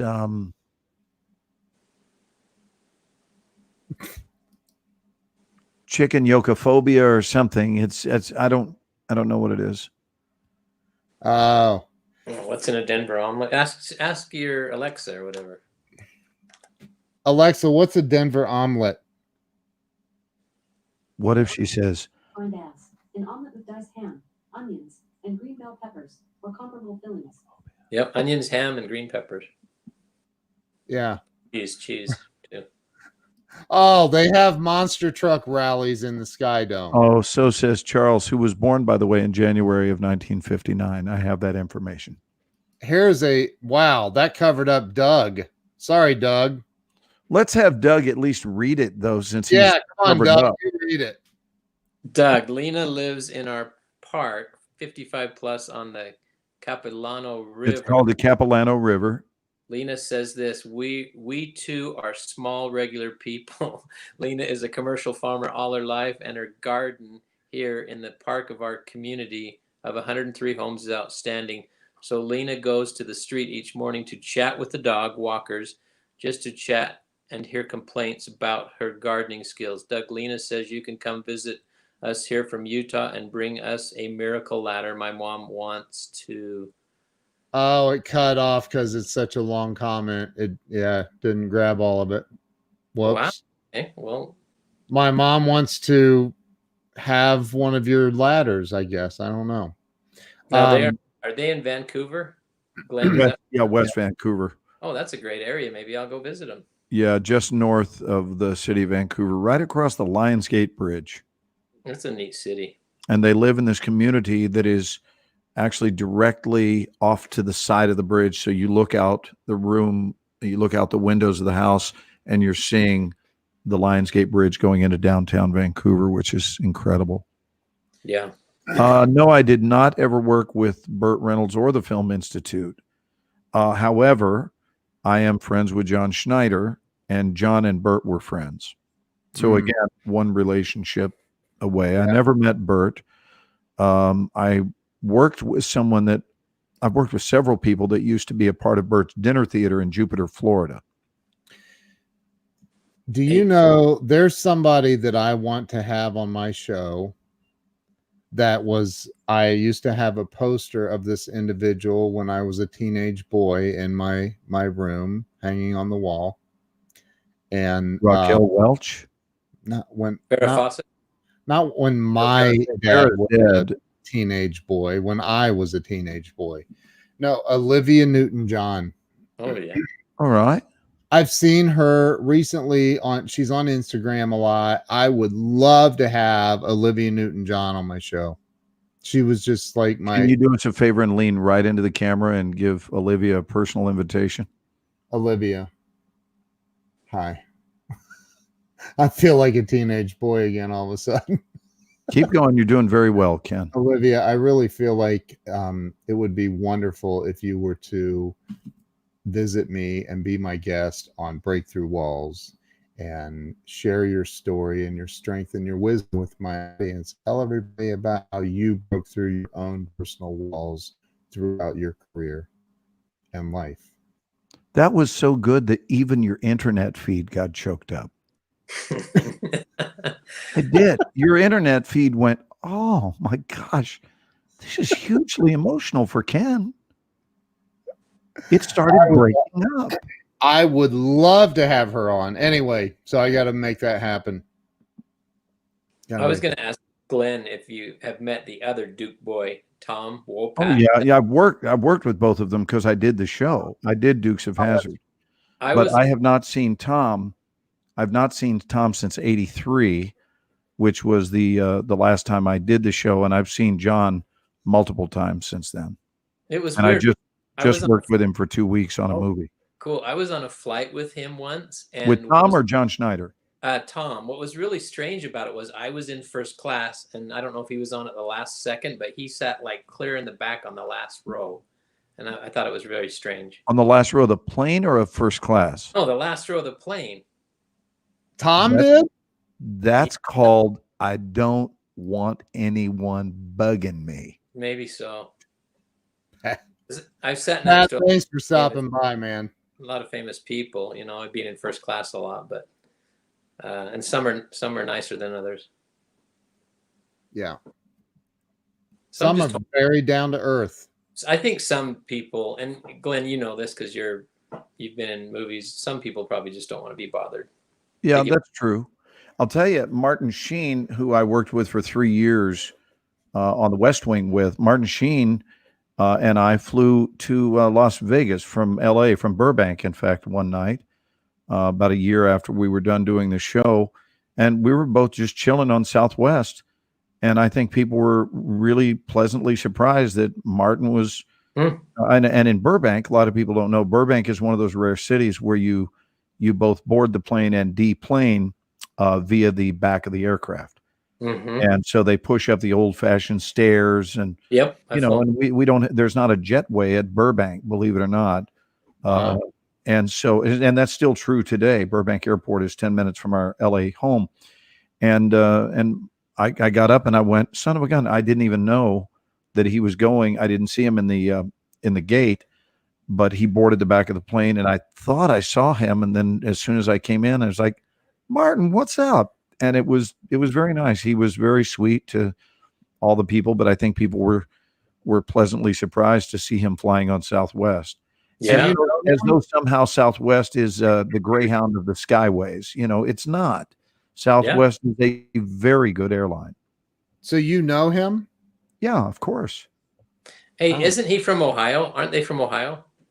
I don't know his birthplace, but I think that sounds right. I'm pretty sure they're from Dayton, Ohio. Yeah, I'm almost certain you're right, Doug. And when Martin came here to Dallas just a few years ago, he was doing it wasn't a few years ago. I can tell you exactly when it was. It would have been in 2013. He was here doing a tribute to the 50th anniversary of the Kennedy assassination, and they were doing a play about it. And Martin invited me to show up with my mom. He knew that she was a big fan of the show, and then invited us backstage after the show, which I thought was super, super sweet. So that's I think that's Laura's cousin, Andrew Caldwell. Oh, okay. I think that's he's the one in the movie. Gosh, he looks like he should have done the series Bloodline with us. This is his IMDb page. There's his thing. Yeah, he's done in the Matrix. What? He's done a lot of shows. He's got 61 credits. Yeah, that's. Hold it. Maybe this is the wrong one then. I don't see, but it says he's from Flint, Michigan. He's been in a lot. That's probably him. I don't see. Did you look at the year timeline to see if you can track it? The what?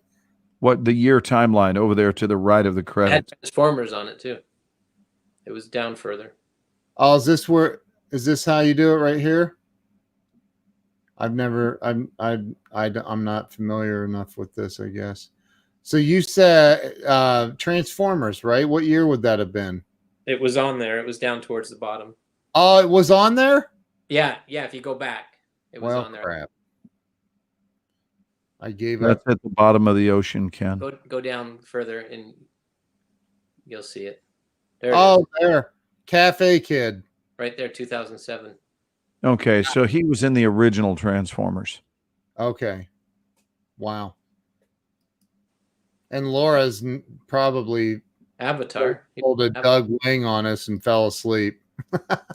we can now you're pulling a Doug Wing on us when people go to leave.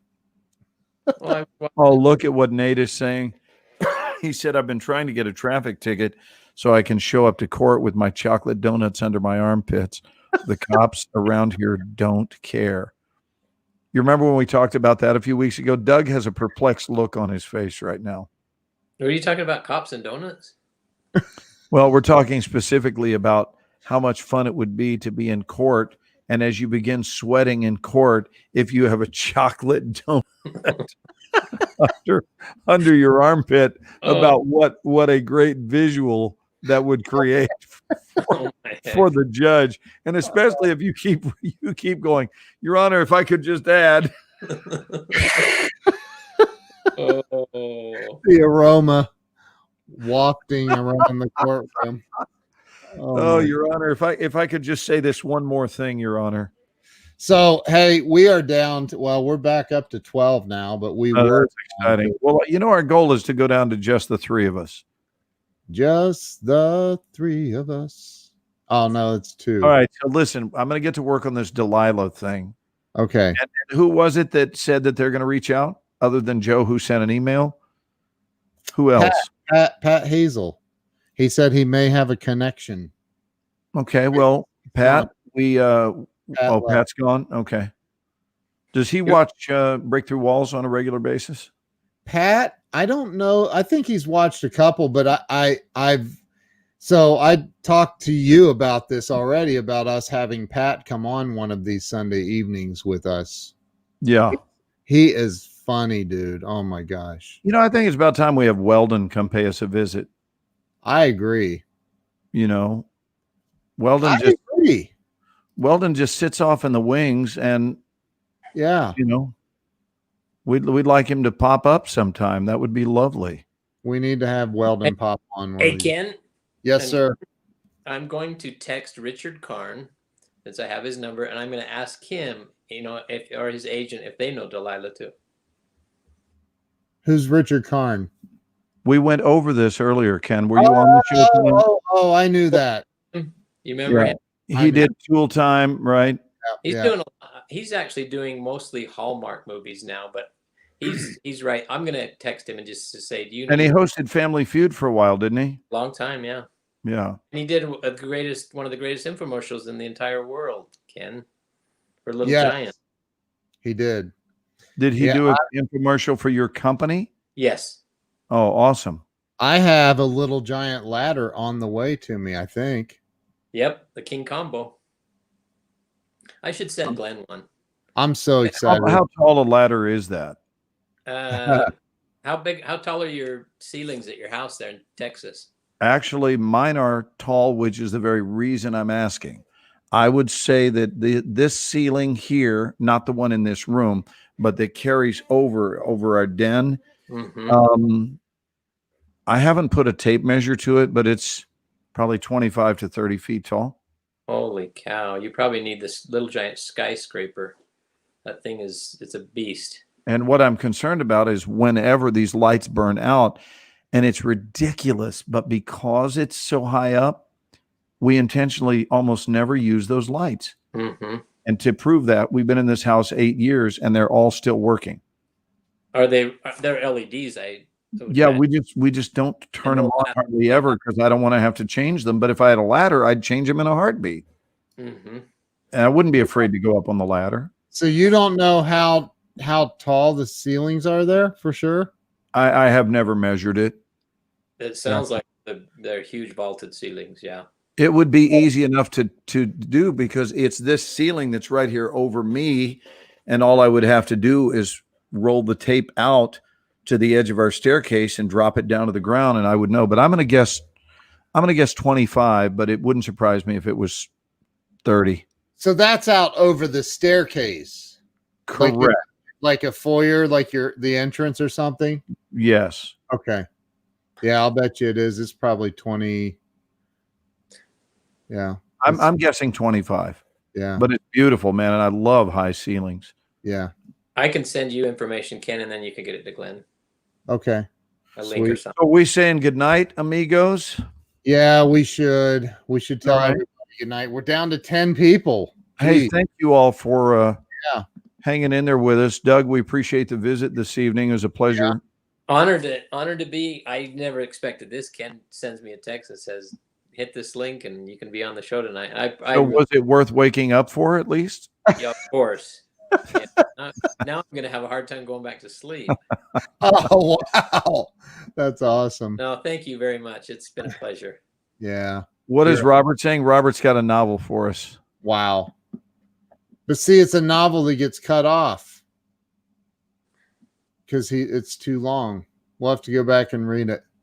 Lusa, am I saying that right? Saying buenas noches, amigos. Buenas noches. Y buenas noches, Lusa. Muchas gracias para todos. Sí. see. Okay, hey, you guys have a get the Sham Wow guy on your show. You guys have an awesome night. Thank you so much for tuning in and sharing. And don't forget to tune in when, Ken? Is it 8 p.m. Eastern Sunday that you want to tell them about? Sunday night, 8 p.m. Eastern, 5 p.m. Pacific. Join us on the Ken and Glenn show with a guy named Scott right here on your favorite channel.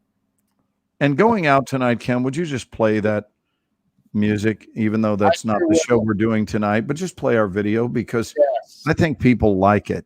I absolutely will. Doug, you stay with us. Do not hang up. We will see you guys later. We'll see you all Sunday evening, 8 p.m. Eastern. Guys, have a safe and enjoyable weekend. Good Bye-bye. night. Thanks for being with us, Doug. You're welcome. Thank you.